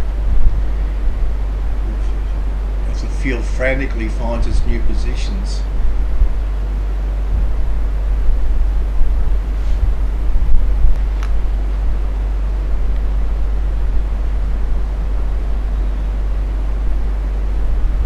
Tatara. Left arm over the wicket. Bowling to Goober. Down the leg side, the umpires called that straight away, and that's an extra bonus run to the Black Bass. Brings them on to none for 2 for 2. Keep that rate going and they'll be winners. Easier said than done.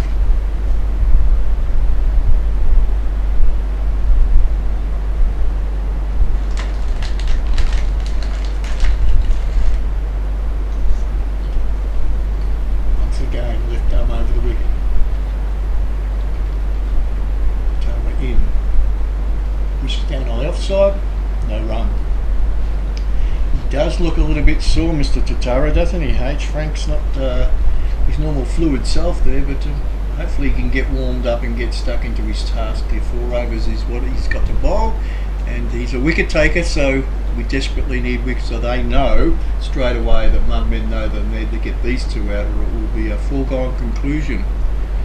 These 2 are at the end of 20 overs, the game will be over. Once again, Tatara comes in. Big appeal for LBW. The umpire has a good look and shakes his head.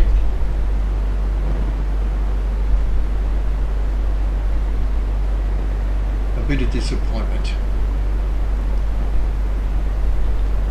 He comes on. Let's have another look at this. He's moved down the wicket. I think that one might have been pitching just outside leg stump. Hard to see from this angle, but I think that's what the umpire would have indicated for sure. It's umpire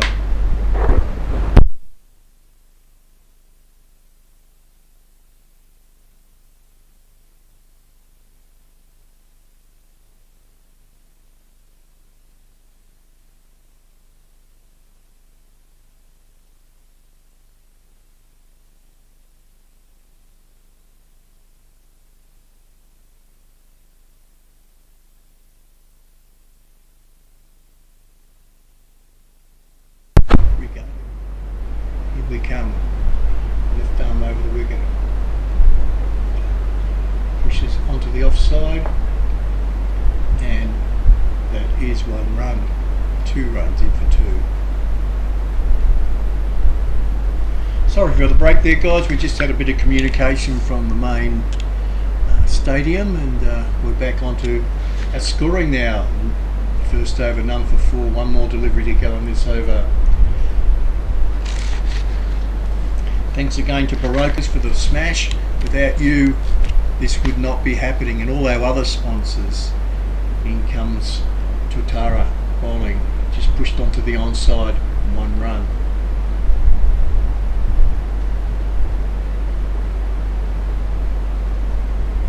And that's over. Cecil Bell on 1, Goober on 3.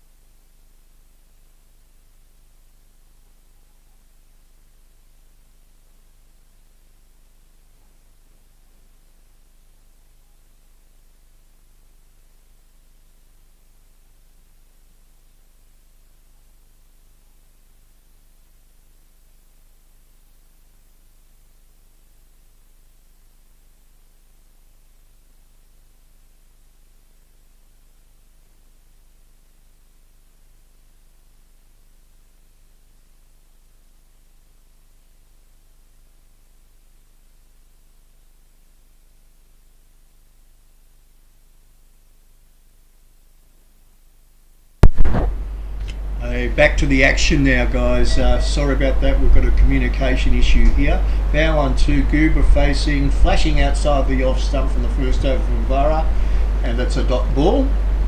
Score at the moment, none for 7 off 1.3.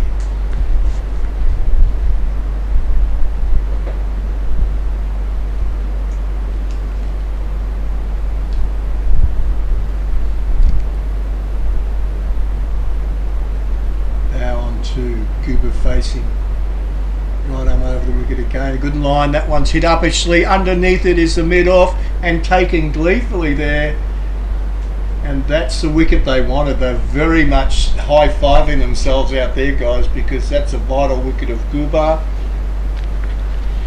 and one that they didn't want to lose so early, I'm sure, in this run chase.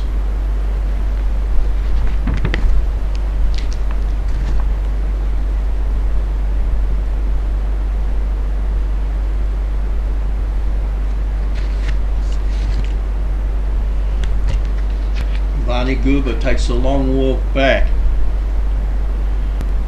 Lagi Goober out 4. Around about 4 runs. 4 runs, we were right, H waves me down. Punch of the field. Tarapia and Bow now facing up as the partnership that'll have to chase down this formidable score of 123, 124 to win. Seems to have been a common hard shot to play straight back down the ground, I think, hasn't it, HB? There's been a lot of catches of mid-on and mid-off. So now the field crouches in. We've got a slip, we've got a short cover, we've got an extra cover, we've got a point, a mid-off. And of course the 4 mandatory players onto the onside as well. Right arm over the wicket comes Vada. Push wide of the point position, down to 3rd man for 1 run. A relief 1 run. So Tarapia the mark with one, puts Bow on strike, a left-hander.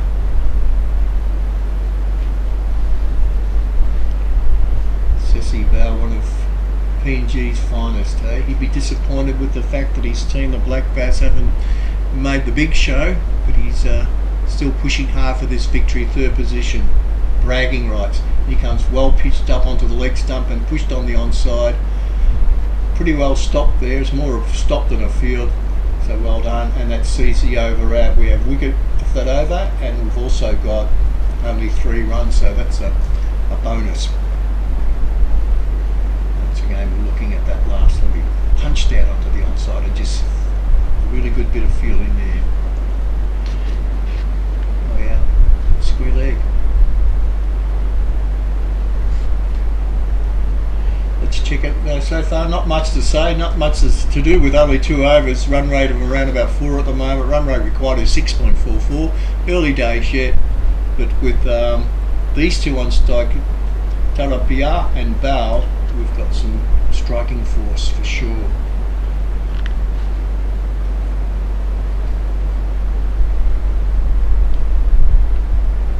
Tarapia also from Lay. Hope he can emulate his brother. Hopefully he can do a bit of damage like the other Lay boys have done in this series so far. And that's knocked his little house down. That is a good, strong bowling effort there. He's knocked middle stump right of the ground, and Tarapia out for 1. I think I put the mockers on him there, H. So it's a very hard act to follow with what Kwara did in his innings of around about 38. So that's well pitched up. Bit of in movement there, bit of in swing I would have thought, and knocks his middle peg out of the ground. So at 2 for 8, Ceci Bow's got a lot of weight on his shoulders now for the rest of this innings, I'd say. He's got a big job to fill. Let's have a look once more. Well picks up, definitely swung back in with the arm and knocked the middle peg out of the ground. So a disappointment there, but remember, you've got to go back to the first innings, similar score, we're around about 2 for 8 there, and the worm can turn very quickly in this game. That's what makes it so good. Thanks again, guys. MJ Electrical, we haven't mentioned them today. What a great job Mick Harrison does here with Cricket PNG. All the works, Brian Bell, Naz Fun, Digicel, Dulux, Steel Industries. Of course, our friends at Pure Water supply all the water. We've got about 4 bottles here to keep our vocal cords lubricated throughout the day. So thank you to all our sponsors, and of course Isuzu, the river that keeps on flowing. We talked to H. I gave him a history lesson yesterday about the history of the Isuzu company, how they started off building motor cars actually and branched into the trucks and also 4-wheel drives. In he comes once more to Tara, just outside off stump, and pushed comfortably by Karaho into the covers or the point region. No run. I think it's in the Kizi River. It's actually Isuzu is a famous sacred river in Japan and flows through, excuse my pronunciation, of the sacred town of Isuzu. A very special place for tourists to go these days, and for visiting cricket teams too. Hello, Gaudi. In comes Tutara, left arm over, pushes that one onto the leg side, punch down to mid on, easy run, and good rotation of the strike.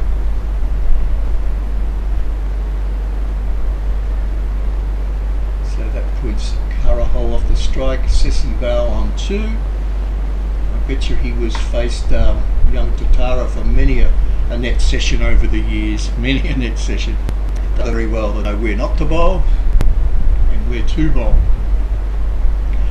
Ceci face up. Glorious punch through the offside. Square drive and 1 run.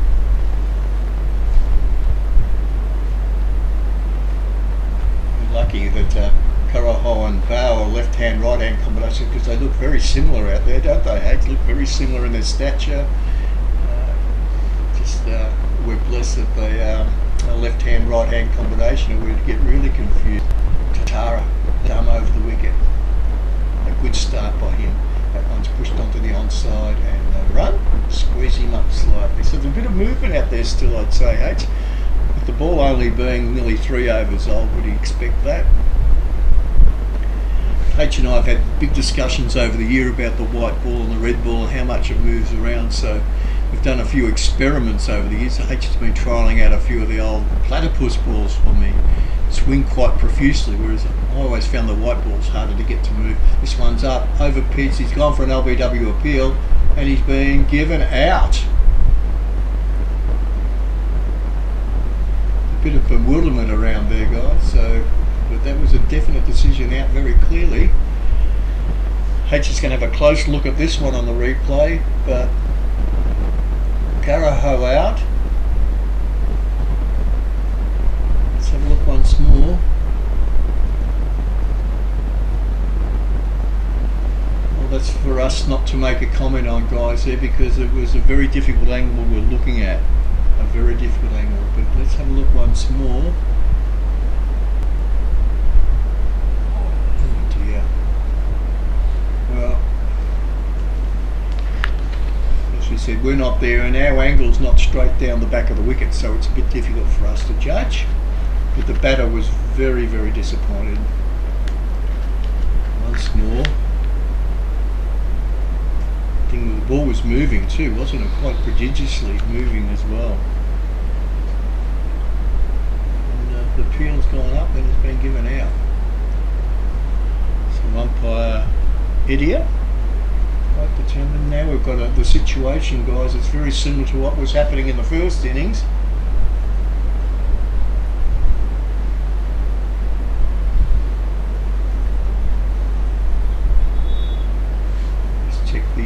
Facing batsman at this stage of proceedings. I think we've got to get this right.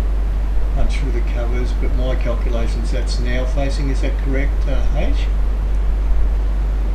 And that is over.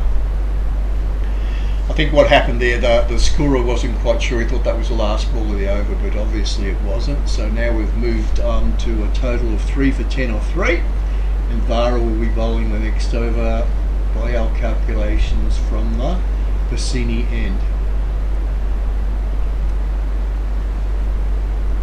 A lot of discussion between now and Bell, two very experienced players. H is getting a little bit excited here when a Parry boy comes out. He gets a smile on, he gets nervous for them.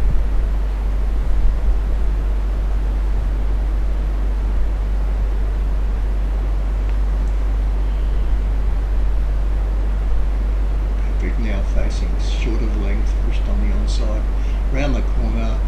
Well fielded, 1 run, good cricket.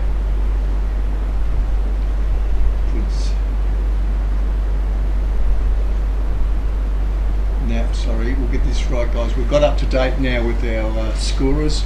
No on strike now. This will be his first. Second delivery he's faced. Away from Parry, black pads, black gloves, and facing up to the medium pace of Vari, right arm over the wicket. Well pitched up, punched on the offside, down to third man. They'll try and double it up for here, and they make it comfortably. 2 runs.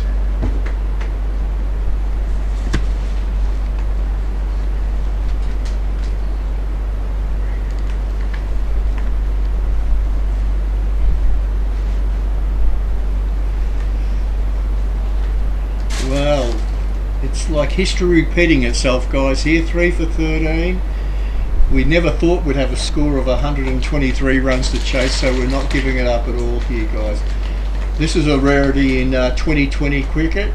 As Vara's called for a second slip. Bowling to Noel, right arm over the wicket, little bit of movement there, and he's let that one go outside the off stump. Very aggressive tactics here.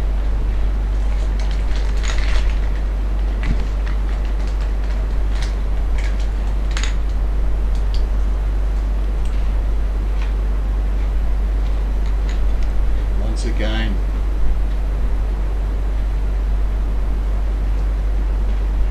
Pressure mounting, 3 for 13, run rate 3.71, required 6.73, it's gone up 0.4 over the last. A classical cover drive, smack through the covers, now very happy with that one, and the umpire gleefully waves 4 runs.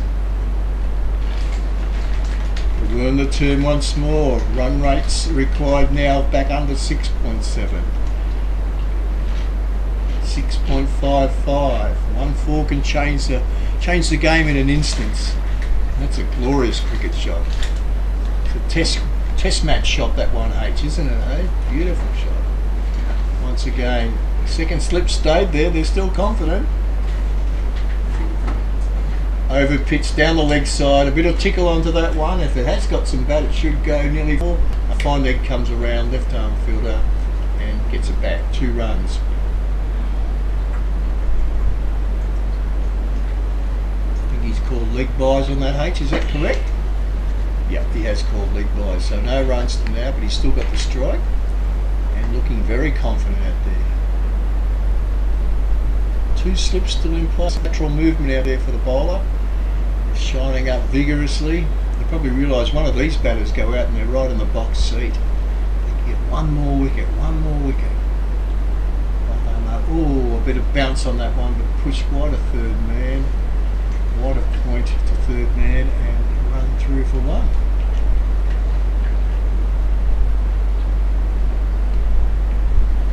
And that is over.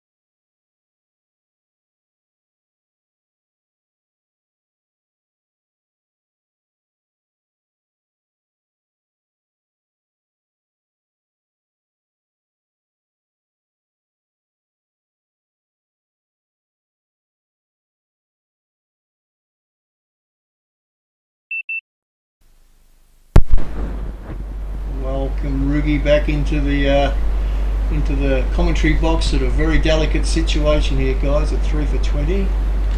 What are your thoughts, Rugi? What are you thinking? Still game on. This is T20. A couple of big shots from these two will change a few things, but more wickets from here on will be trouble times for the Black Bus. So two experienced players in Sasabao and Patrick Noel, they know what's expected of them. They have to bet out most of these remaining overs for the team to have any chance of winning this match. Sase will be key as an experienced campaigner for the Barmandis, so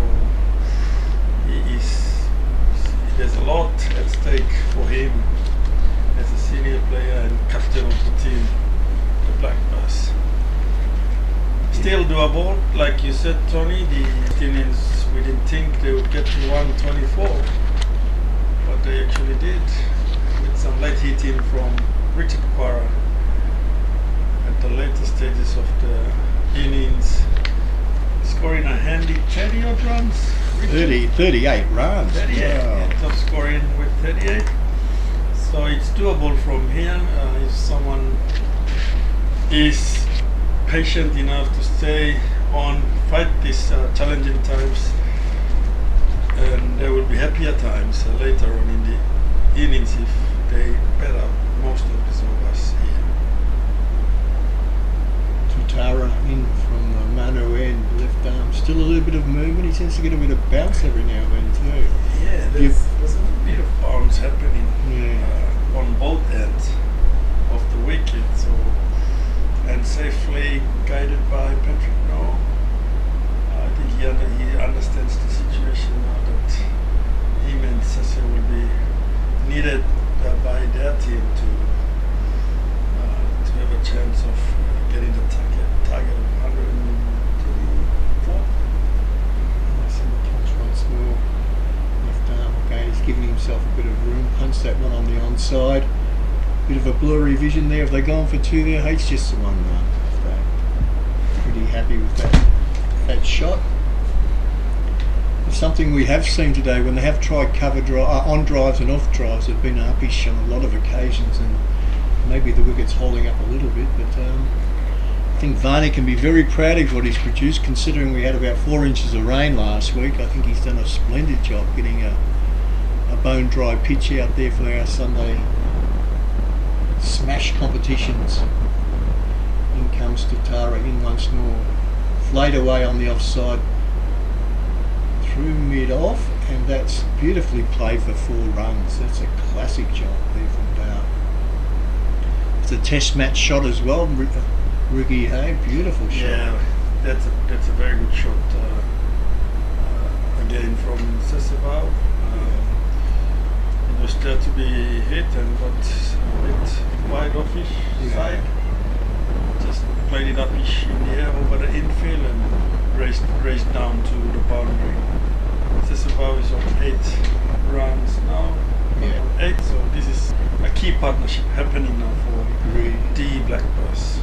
Yeah, we talked about why they put a second slip in, and it's obviously because they wanted that extra wicket. They wanted one more wicket to put them at 4 for, and that would have really thrown a cat amongst the pigeons there, and would have made it very difficult. 123 would have looked like a massive score for them. But as Rugi just said, if they bat through here, we know that this will be a very tight game.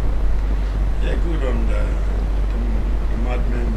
Kept tried to put the pressure to the batsmen. They're strangling them at this stage. I think they will, if more wickets from more pressure here, they can make mistakes and wickets will come. But the better Sese and Patrick need to be positive here as well, like that. Yeah. Still hit it on the ground, keep rotating over, keep the pressure back on the bowlers and the fielders, and they can also make mistakes. So that is good batting from Sese and Patrick now. They'll be needed to hang around a bit more for their side.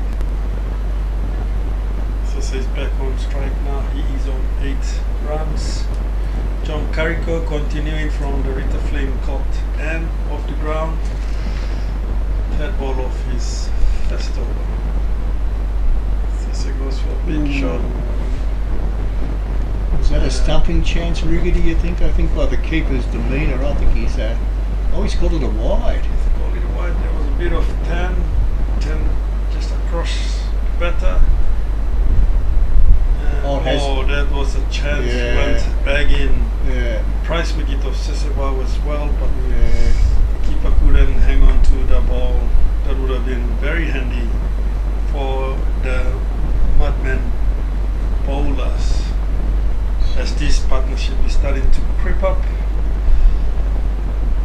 Sesebao upish ball straight down on the onside, straight to the middle fieldsman.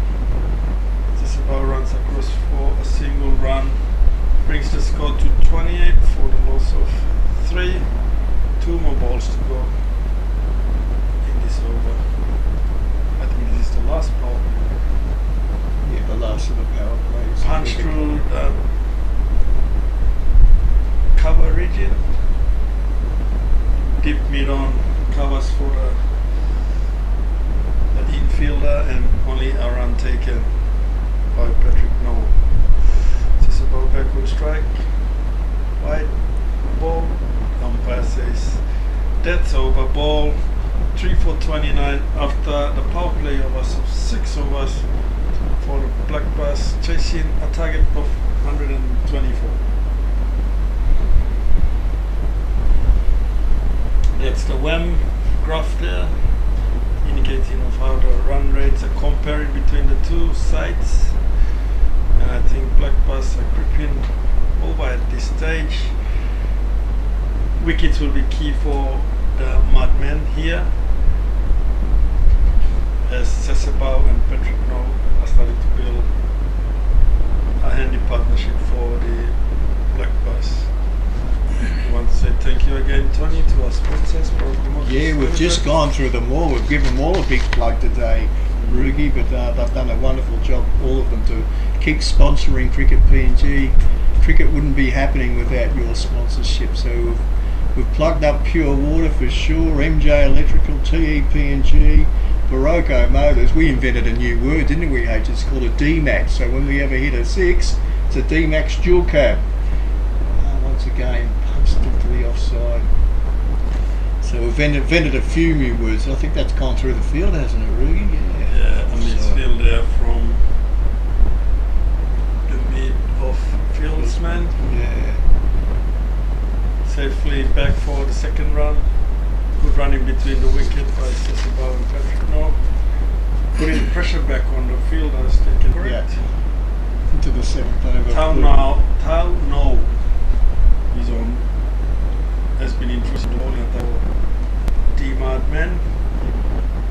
There's still a bit of spin out there too, isn't there, Rugi? Hey? Watching it, especially from the left arm orthodox bowler in the last innings, he was getting a bit of grip. Yeah, with the rain we had, the pitch was safely guided by the groundsman. Yeah. I think Barney sleeps out there some nights, doesn't he, Rugi? He loves his pitch. He takes great pride. And that's why the spinners are ripping them through here. So that's good. And we'll be up to the batters to watch the ball closely and play it accordingly, like so. And Sese goes for a big shot again. And it's over the boundary for the D-Max. The D-Max. The Isuzu D-Max. D-Max dual cab it is. Wow. Wow, that's a big shot. That's a good shot from Sesibao. It's one of the few straighter drives, isn't it? Yeah, and it's gone back over that boundary. Straight back over the head of the bowler. Yeah. And it's a good shot. Sesibao can be a very damaging batter if he gets going. Strikes me as a baseball player too. He's got those punchy little arms that can really play baseball well. Did you happen to see Richard's innings in the first stanza? H and I were trying to describe the shots he was playing. Oh, there was some big hit in at the end of the innings, and what handy runs too, Tony. That's right. They were struggling. Well, Not much with 7 wickets down. We were hoping and praying they get to 100, and next thing they're 123. So Richard was playing some shots that we'd never actually seen before in any form of cricket. So he's got a new nickname, the Wood Chopper, because he would have been good with an axe out there, I reckon. H. He would have really. He was smacking down anything down the leg side. Oh yeah. Just going a mile. Yeah. Going miles. So, and the bowlers were helping him. They were bowling exactly. We said they were bowling either too straight or pushing it onto leg stump, and he was just hitting with the swing or the angle. Now the game's starting to turn again, isn't it? 3 for 39 off the 7 overs. Catacog coming into bowl. That is the beauty of T20 cricket. Yeah. It can swing around in a couple of big shots, a couple of good balls from bowlers and batters. So this is how the game is turning out. 39 runs after 7 overs. Still a long way to go here. Sesibao goes for another D-Max. Isuzu D-Max. 6. That is a big D-Max. That one's actually gone over the fence. That's maximum runs. That's called a dual cab, mate. That's a dual cab D-Max, eh? A long way. My goodness me. That is a good shot. Sese putting the pressure back onto the bowlers, trying to look positive here. They've lost 3 early wickets, and now they're trying to put the pressure back on the bowlers, going for big shots and getting good results. And I think that is good batting from an experienced player like Sesibao.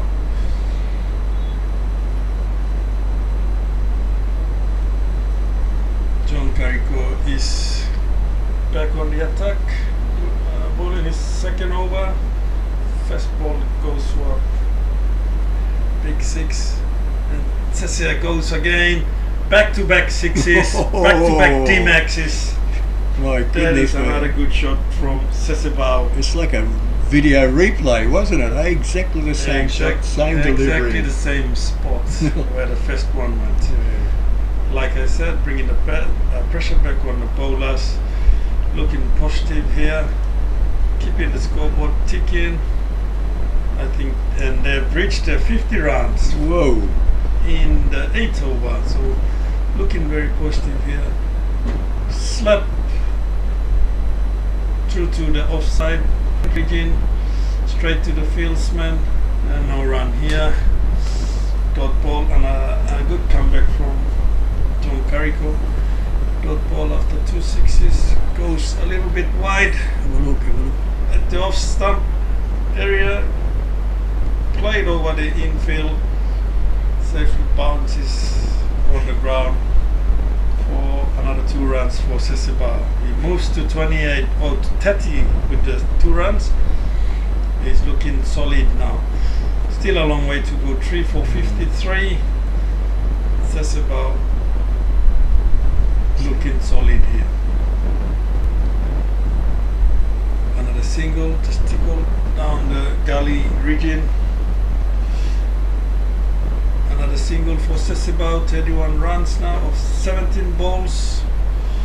Powerful strike rate there, Tony, for Seseba. Yes, very nice. The strike rate at 2 runs per ball, which is awesome. So interesting to see how Patrick handles the situation now. I think he's trying to feed the strike to Sessi as much as he possibly can. Hey, that's what I'd be doing out there. What will happen now? Will John take himself off, or will he bring the medium paces back on? That's a decision they've got to make pretty quickly, I think. Let's get away from them very, very quickly, I reckon, Riggy. So 3 for 54 off 8, Power on 31, No on 13 off 17. The run rate required now has dropped very dramatically to 5.83. with a target of 124 runs. So a lot of discussion between the captains out there, the umpires involved now. What's happening? Look, I think he's been asked to take his white armband off. And that's part of the rules, isn't it? You cannot bowl with a white armband on because it's hard to see the ball. It distracts the batsman. Yeah. Mistaking the ball for his white handband. Yeah. Just a bound strike. Time down on second over. First ball is a dot ball. Played and missed straight to the wicket keeper. This is the 9th over. 3 for 54, Seseba on 31, Patrick Moore on 13 runs. A full ball played onto the mid of region by Seseba, keeping the scoreboard ticking. 3 for 55. The Black Bass chasing 124 their target. This is a key partnership building here, Tony. Yeah, definitely. I think this is a vital one. So hopefully we can be there at the 15 over mark and we'll really have a game in our hands. Yeah, like I said, this is T20 cricket and Yeah. the game can swing around in no time. So the bowlers and the batters will be mindful of that. The batters will be making sure they keep playing the correct balls with the right shots, and the bowlers will be trying to dry up the runs. Yeah, put some pressure back on the batters, and hopefully they will make some mistakes and get the breakthrough they needed. They're needing 3 for 56, 2 balls to go in the 9th. First ball. This line's been impeccable, hasn't it? This guy is bowling really well. Very, very impressive over. Last ball, 2 runs so far. Down the leg side. Ooh. Swept by Seseba Sesibao. The ball's racing down to the boundary and nicely fielded Beautifully fielded. by Brian Amini down at the boundary rope. 2 runs. 2 runs for Sesibao. 3 for 58 after 9 overs. And another look at the partnership board. And Tony, as we said, it's now a handy partnership so far. Yeah, 48 runs. In no time at all, to those sixes really did change the complexion of the game very, very quickly. So,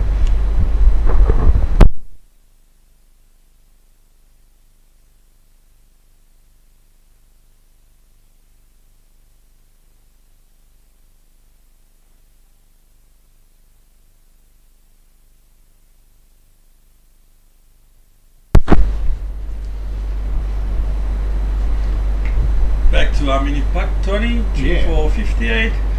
Thank you to the viewers that have tuned in to our YouTube channel. This is the Oracle Motors Isuzu T20 Smash final day, and this is the third and fourth playoff between the Black Bass and the Mudmen in the men's T20 Smash competition for Cricket PNG. Sesibao and Patrick Noah in for Black Bass. They are building a handy partnership. I think that's moved their partnership to 49 with that run, and it is turning out to be a very, very handy partnership for the Black Bass. Tony, yes. Patrick Noah supporting Sesibao with a handy 50 runs as well. Remaining not out at this stage. And Boyore is in the attack, and he has now taken the prize wicket of Sesibao, who went for a big shot again but couldn't clear the fence. Caught out deep mid-off region, and that is a crucial breakthrough for the Mudmen. Well done, Captain Boyore, coming onto the attack. A great bowling change, wasn't it, eh? Your captain can gate that one. Really good bowling change. Key wicket. That is a key, big wicket Yeah. for the Mudmen. And I think that will bring us to the technical drinks break, where the players will be regrouping with their coaches and captains now having conference on the field, and we will be back shortly.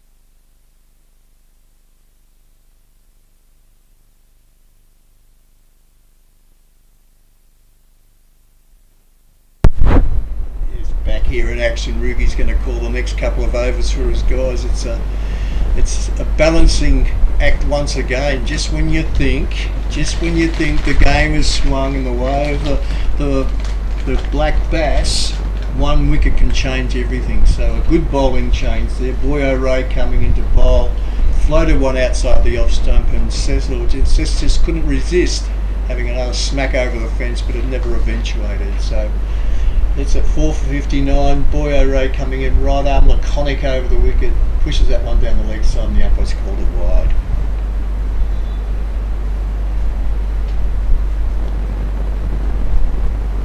That was a big wicket for the Black Bus. Mudmen. Amini. Price wicket was just about at a crucial stage of the game. 4 for 60. Halfway through the Black Bus innings. Boyo Ray from the Ritterfield. And I think that's another wicket caught behind. And that is another big blow for the Black Bus innings. Let's have a look at this again, Ricky. What has this done? Has that gone? It was a bowl. Have a look. That is spun back sharply. That spun a long way, Tony, and takes the off stump off. Gee, I tell you what, that's delivery of the day, isn't it, H? Ricky, that's a ripper. It's bold. He's watched it go. Well, he probably has played it on. Yeah, I reckon he's got a thin inside edge onto the off stump, onto the bail. There's been a bit of jump, a bit of bounce, and a lot of spin. And good celebrations too. Yeah. It's very good to see players enjoying themselves. Yeah. Doing it hard and tough, but celebrating every small achievements out there, which is great to see. I'm sure, Riggy, like we said at the start of the day, that people are watching this game, selectors, yourself, everyone's saying who's going to play really well under pressure, who are the next young ones coming along that can play this unique form of the game. And we've seen a lot of talent over the last few days, last week and a bit. Yeah, correct. I know the UAE girls were wrapped with the spin in this pitch, so Varney's got another one that's taking a bit. He's going against the spin and it's called wide down the leg side. This didn't quite spin, he just went straight through down the leg side. Down the leg side, that's right. See if he dishes up this time. It's gripped a bit and slow. The umpire's called that one. That's the over legitimate. That's the over bowl. Have a look at this. 5 for 61 game in the balance, as the web grass shows. The Black Bus were cruising over the required rates for the run chase. I think the couple of wickets have had their steady climb. They've now been pulled back by the Mudmen bowlers after losing those two quick wickets with the prize wicket of Sesiba. Tauno back in the attack from the Mudmen, Tony. Yeah, from the Manu end. Bowler handed 2 overs, no wickets for 14 runs, kept it tidy for his team. Building pressure, and wickets eventually came. A couple of Parry boys out there too, which once they see H is getting excited once again when he sees the Parry boys out there. He said the game's over, he told me. These two get out there, there will be no more wickets. We'll see. I'm very impressed with this young bowler. Ricky, can you tell us a little bit about Tauno has been in the program for a little while for the Barramundis team, and he also been making bat a bit. Comes from the famous Hanover village. Yes. He's played under 19 representative teams. Played for the academy side, and now he's in the Barramundis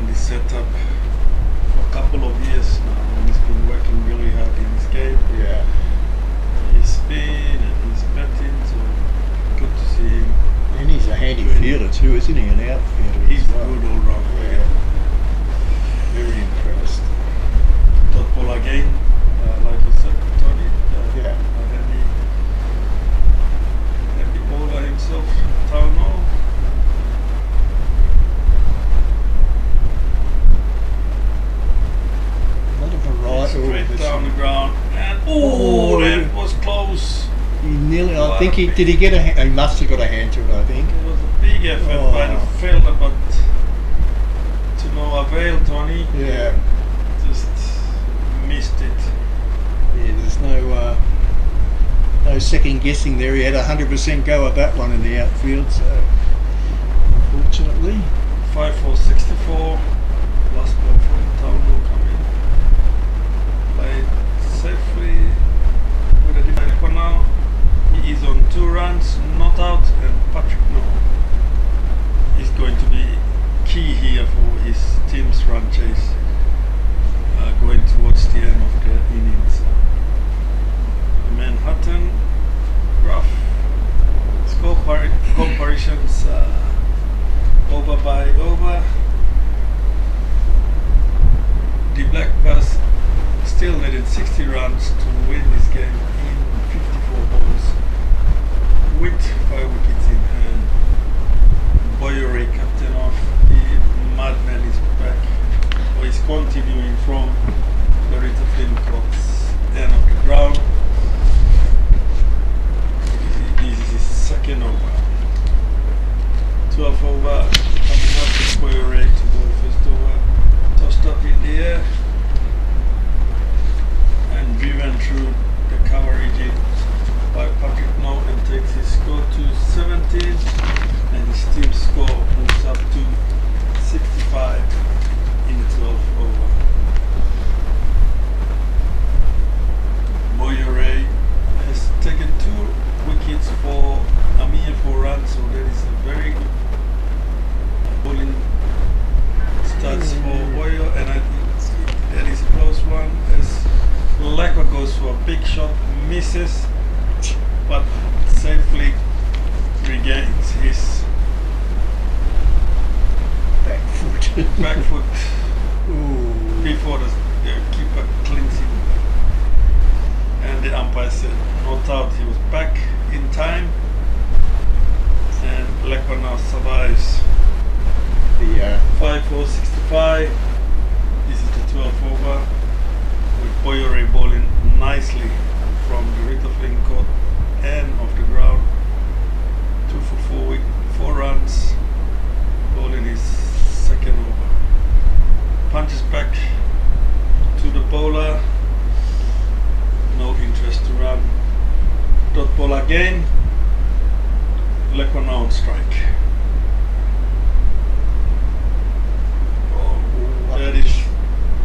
That was in the air for a little bit, but through the gap, straight down to the deep mid of fieldsman for another single run for Lacquer now. Takes his score to 3 runs and 2 more balls remaining in this over. That is a full toss, telling the batsman to hit me wherever you want, and it gets the treatment it deserves with a good shot and 4 runs. As the umpire signals no ball again, as the ball was above the waist height, as the rule says, and that will be a free hit. It's 6 runs. Oh, it was 6. It's changed these. We thought it was 6. Yeah, it looked 6, and the umpire was probably confused with the signal of the no ball and went boundary, but it was another D-Max for the Black. And Patrick No placed it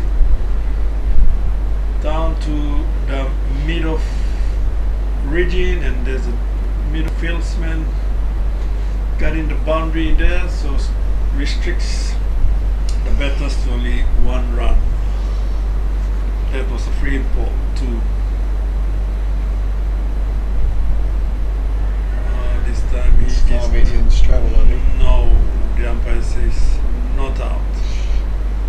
It looked like he stumbled, didn't it? Hey, it looked like he stumbled. I thought he might have been out. He's getting a few lectures from his Pari friend, hey, saying keep a lid on it, please. I think it's the rough. The Black Bass after the big 6 again by Patrick No. Now changing the direction of the web up, going upwards.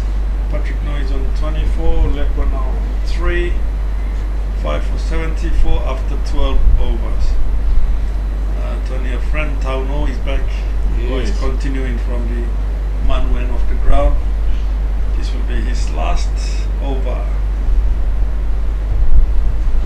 That's a dot ball again. That's a good start. Another good start from Tauno in his fourth over. Patrick now is going to be key here, Tony, I reckon. Yeah. Place it onto the leg side for another safe single run. They only need one run of ball, so that's very achievable now with 5 wickets in hand. Just be there at the end, hey? The odd 4, the odd 2. 6 runs and over is all they need.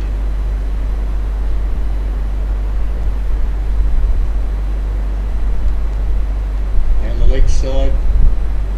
And John Is through going to to run. There is Good going to ball. be called at that ball Yeah. as the batsman didn't quite offer any Shot. interest in the Yeah. delivery, so that is Dead ball. an Yeah. unfair advantage for the batter. That's why the umpires rightfully said Yeah. that will count as a ball, a dot ball. Yeah. 5 for 75. Played straight down the ground to the mid of region. There's a deep mid of fieldsman down there, so the batter only settles for a single run. Brings the score to 76, and the dangerous Patrick now is back on the strike. He goes for another big shot straight to man. He will be caught out. Oh.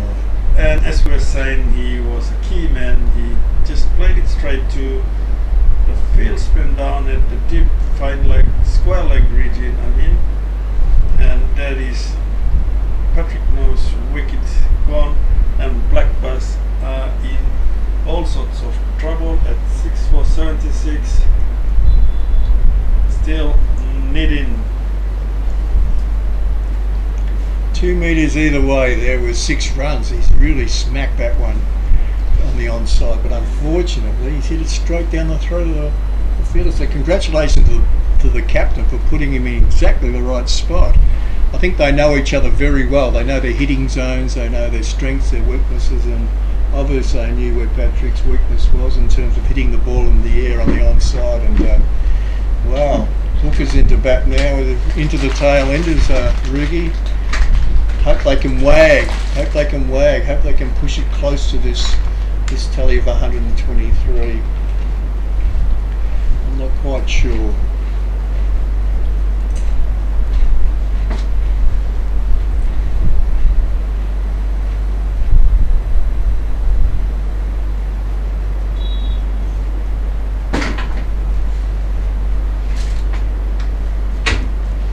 Do they have a Man of the Series award in this review? Do they have a Man of the Series? There will be a Man of the Series award, Batsman of the Series award, and also the Bowler of the Series award. Right, so For this one. they're playing for big stakes out here because obviously the statistics in these games count just like the big show that's going to be happening this afternoon. So pushed onto the onside there for 1 run.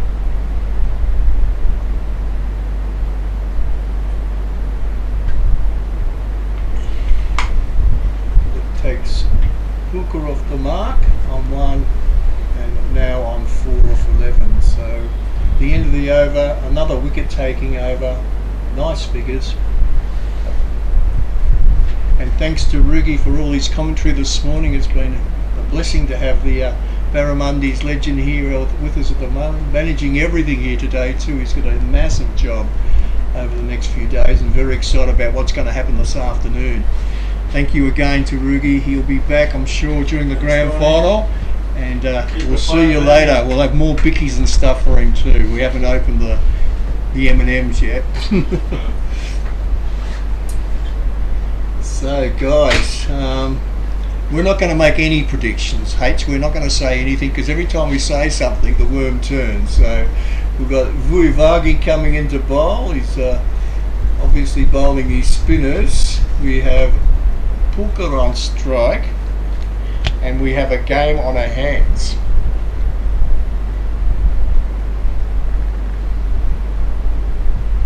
Wala Puka, right-armed, diminutive batsman. Pressure on. He knows he's got to keep the runs ticking over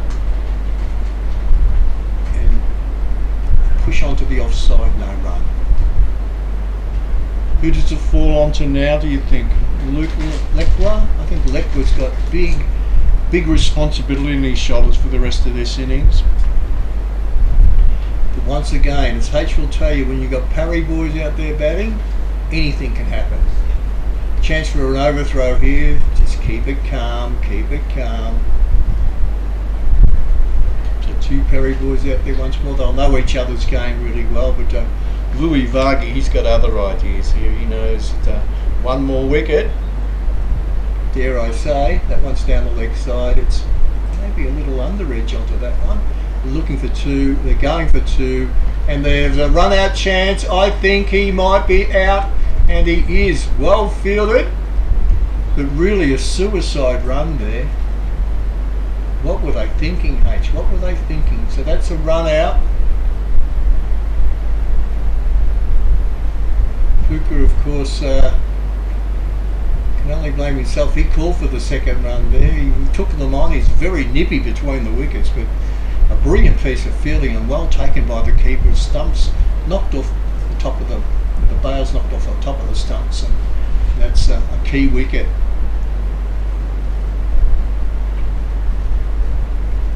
Waiting for our scoreboard to be updated, guys, but a very vital piece of fielding there. Puka run out for two. Here he goes, a little under edge through the keeper's legs. Fielder picks it up in the same motion. He's gone for it. Nice throw, and that was a suicidal second run, wasn't it, H? Really was.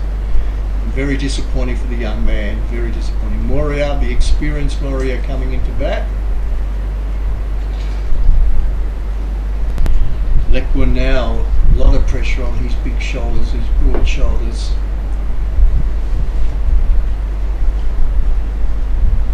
Kabua bowled well with the ball this morning. Can he match it with the bat? Surveys the field. 5-5. Over pitch.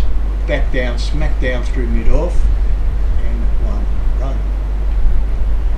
Nice to get one of those first ball, H. I think even you and I could have smacked that back past the mid-off region for one.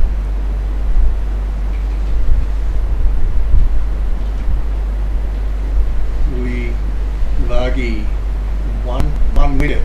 What will the rest produce? Two deliveries to go. He'd be saying to himself, make it bounce, nothing overpitched. Again, he spits that one well up, flighted, push back to the bowler, no run. Lekwa on strike. Lekwa now. Watching onto the onside. Again, a little bit of bounce. As per all bowlers, he is very desperate in the field when the runs come off him. So one more run there to the score. That would be over, and we're looking at 7 for 80. Looking at the batting card now, guys. Top score so far, we've got now on 20. Boyo Ray out, and we're looking at Moria, who's just come to the crease on 1. Bowling change here. Looks like Katakol coming. He's got none for 9. He did cop a bit of a shellacking in his second over from Ceci Bow. Is that right, H? He did cop a bit of a shellacking over through mid wicket, but he's put himself back on from the Manu end. Left arm over the wicket to the left hander, and hopefully he can bring those figures back to very presentable ones. None for 9 and off 2. I'm sure that Lekwa has other ideas. Takes block again, takes leg stump.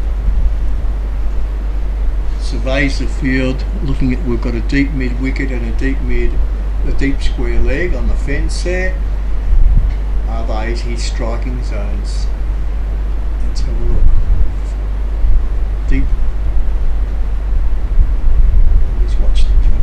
hands on the off stump. Again, 14 overs down, 7 for 80, still around about 43 runs to get, very achievable. Once again pushes down onto the pitch, no run. Like we're saying, bowling to my zone, pitch one on the leg stump here, one I can get under, one I can lift over mid wicket, that one's outside the off stump, no run.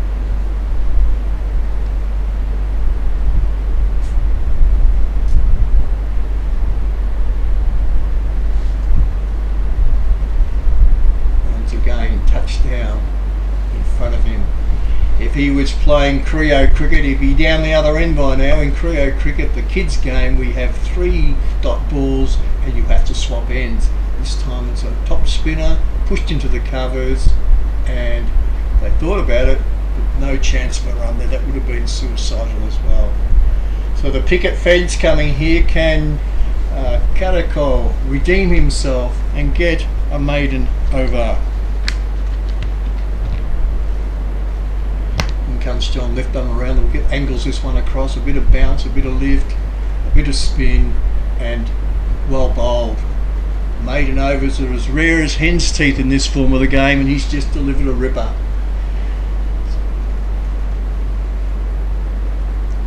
Karoko's figures 3 overs, 1 maiden, 19 runs. Let's have a look at what we've got here. Batting partnerships, one stands out, Bow and Now, and you can see 49 runs, deserved even more. But that's this game. One bad shot and you're back in the pavilion, H. Urivagi back on. Right arm off spin bowler. Now on 5. Moria taking strike now. I wonder what Kev will be saying to himself. I think he's going to take this one to the bowler, I'd say. Over pitched, caressed onto the onside, and an easy run.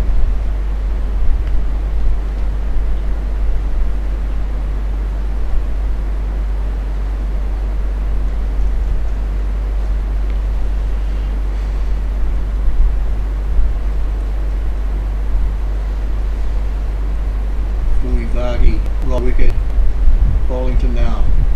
Short, outside the off stump, hunts through mid-on, mid-off, and that's an easy run.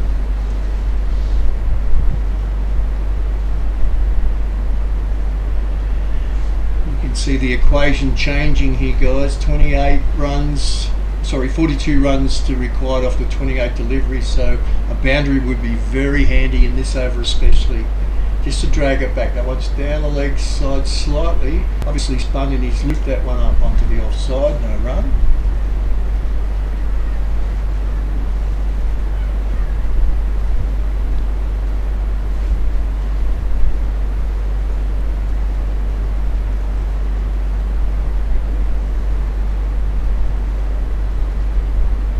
Reverse sweep happening here. He's got inside it. He's got a bit of a tickle on that one, enough for an easy run. Very adventuresome shot.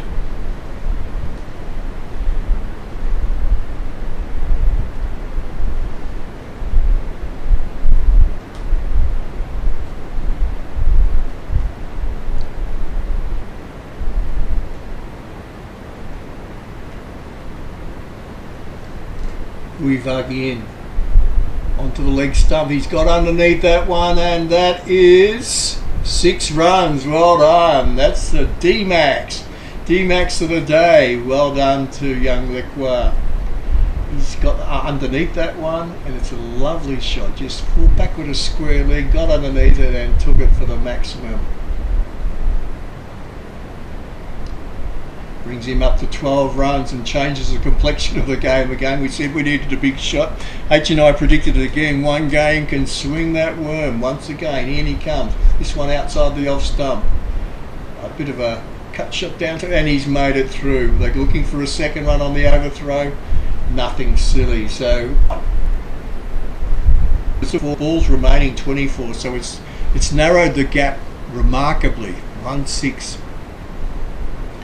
And as we said, H and I have given up predicting this game of 2020 cricket. We thought 90 runs was going to be the total, ended up with 123, so it's 7 for 90. 24 is to go, 34 runs to win. This is anyone's game. I think the captaincy will be important here. When does he bring the medium paces on? Does he bring the medium paces on? Does he stick with spin? These are the big questions he's got to ask himself. The Calico, none for 19 off 3, be hoping for another maiden over like his previous one was. Moria and Now have got other objectives in mind. Left arm around the wicket. Now, big appeal for LBW, he's been given, hitting across the line, and that looked pretty adjacent to me. Hates it looked pretty plumb. So well done to Lekwa. He tried, he knew he had to do something, had to get another boundary. He did play right across that one. He thinking within his inner self, he knew that that arm ball that was coming through quicker had him trapped in front. So decisive umpiring, well bowled. Now at 8 for 90, game on.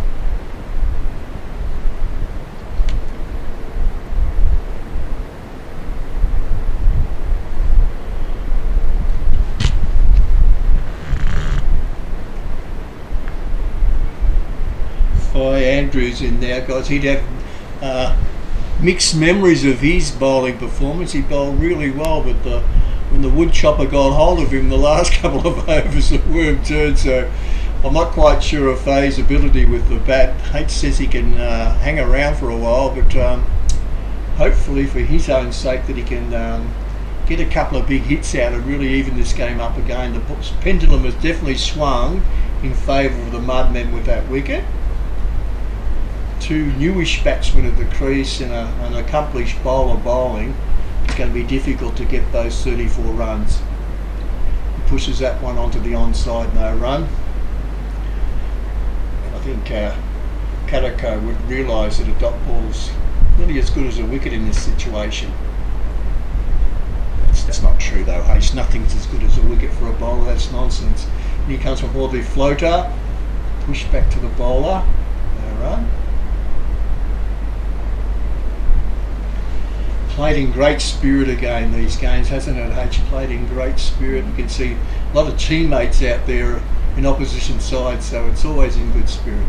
Again, pushed back to the bowler. This one's ricocheted off the batter's bat, and they've run.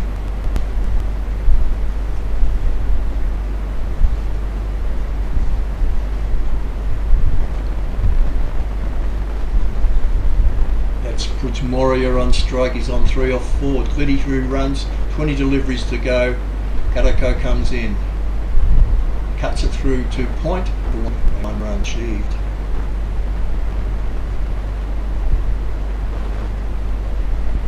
Trouble is now, guys, 1 run won't cut it, will it? Hey, they need a boundary, they need 2s, they need 3s, they need to play some big shots. Look at the equation, 32 runs to win, 19 deliveries to go. You can do the maths on that one, guys, and work out that we do need a 4 or a 6, and a dot ball won't do it. That is over, and that's very well bowled by Katako. His figures now really after 4 overs, 1 for 21. In the one-day context, that's excellent bowling, guys.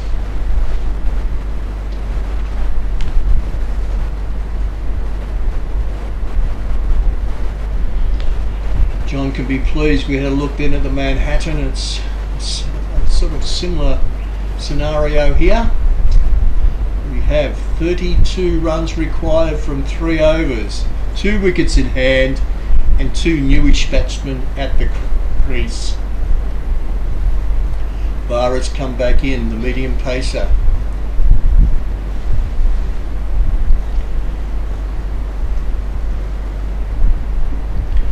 Right arm over the wicket. Murray moves down the pitch, punches off the offside, and they jog through for 1.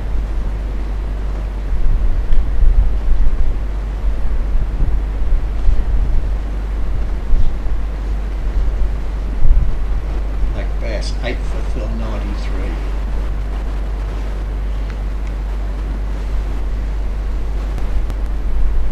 For the Mudmen, in he comes. Shorter this time, punched into the offside, and there's we've spoken about many times in this form of the game. If you push and run, 90% of the time you'll be successful if you don't hesitate. This puts the dangerous Moria back on strike. I think he's thinking 4 or 6. Easier said than done when you have a bowler like Vara bowls an impeccable line of length, and he comes once more on the onside and appeal for LBW going down the leg side. No, the umpire shakes his head straight away. But again, only 2 runs from the first 3 balls. It makes the equation even harder. We've got 2 runs per delivery now required for this to be a victory for the Black Bass. It's a difficult equation. Advances down the pitch, punches straight back past the bowler. They're looking for 2. They're running for 2. It's an appeal for out, and he's out. He has been run out. That is brilliant fielding from the deep mid off. H is having a look who it might be, but that is a great bit of fielding. Hopefully we've got that on replay again. As the naked eye looked at it, I looked back straight away. 2 runs. There's 2 runs there, but picked up on the run, strong arm back, and we're looking for the direct hit there.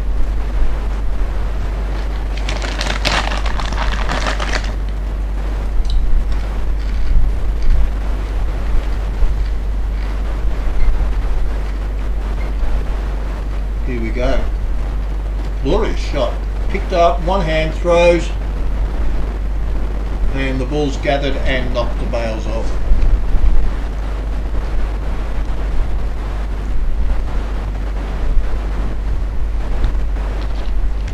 Big job on his hands.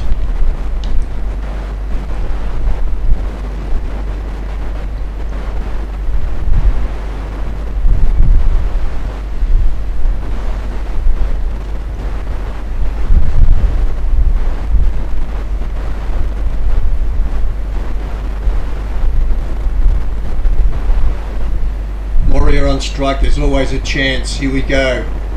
Again, this one put on the onside. They'll take it. One, no, they won't. There's hesitation, and there's a throw.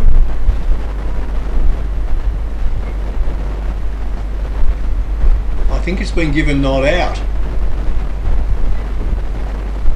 I think I'm hesitating here because with the naked eye again, when we looked at that, that looked very, very close.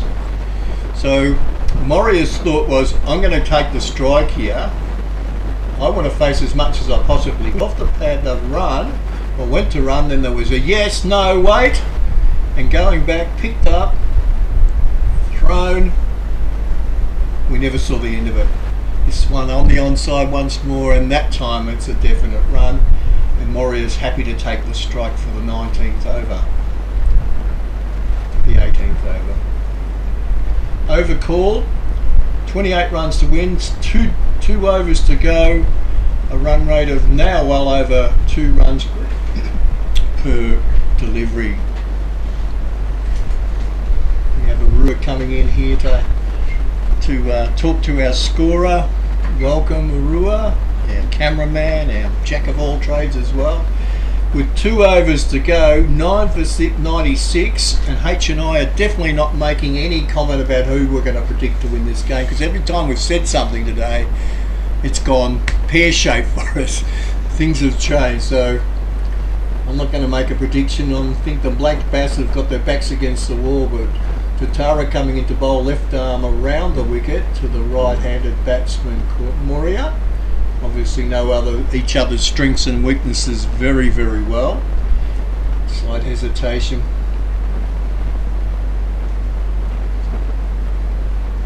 Bellower looks like Gout ready to run 100 metres down the other end. Look at him, he's ready to go. He comes left arm around the wicket. Angles in a slash, a miss, a crunch. It's headed down to mid off. And that's 1 run.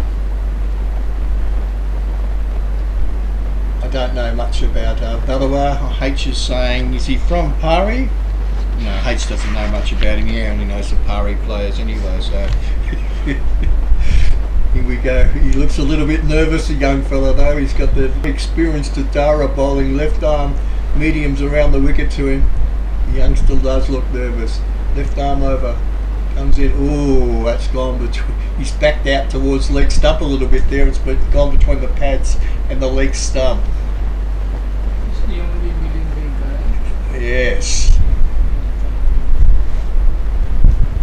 He's going to get a bit of a lecture from Moria down here saying, get behind the ball. Watch the ball onto your bat. And if you look at his stance, H, I reckon you can see all three stumps there. Come on, Millen Bay. Do it for Alatau. And he comes. This time he's had a windy woof at that one.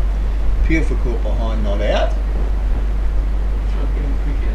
He is playing Tro. I hope he does the dance in a second. H, he might do the old Trobian dance.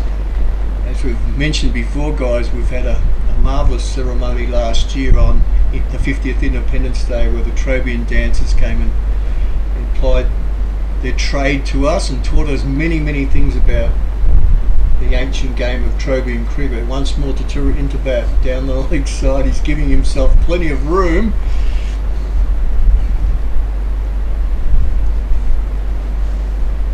The worm really has turned now. It's just getting to the impossible stage here. Moria got a lot of advice, and one would think he'd be saying, get your bat onto the ball. Push and run. But with 2 deliveries to go on this over, it's making it more difficult by the second. Tutara, the experienced left-arm medium pace bowler, and that's knocked the off peg out, and unfortunately that's it. We never got the close game we were hoping for, but all goes back to one man, the woodchopper, Quara. 38 runs when we thought all was lost, so I don't know who's picking the man of the match award for this one, but if it's Rugi, I know he'll be backing my man Quara for the big prize there. The boy from Lay, a match-winning innings of 38 runs off around about 24 balls, and really did turn the whole team. Well done, Richard. Well done to the Mudmen. You got a score that was very competitive, and as per usual, a run score of about 128 can be a match-winning score. In this case, it was. So, Richard Quara and the backup that he got at the tail end of that innings from the Mudman really did set the scene for a close game, and it really did get his team over the hill. So hopefully he gets his just desserts when man of the match is picked today. H is going to go through all the highlights of that package that we just saw from the innings of the Black Bass, and then we're going to prepare ourselves for what we call the big dance, the big show. It's going to be on for young and old this afternoon, so stay around. If you're out there watching somewhere, come down to Amini Park because it's going to be an absolute beauty this afternoon. Thanks, H.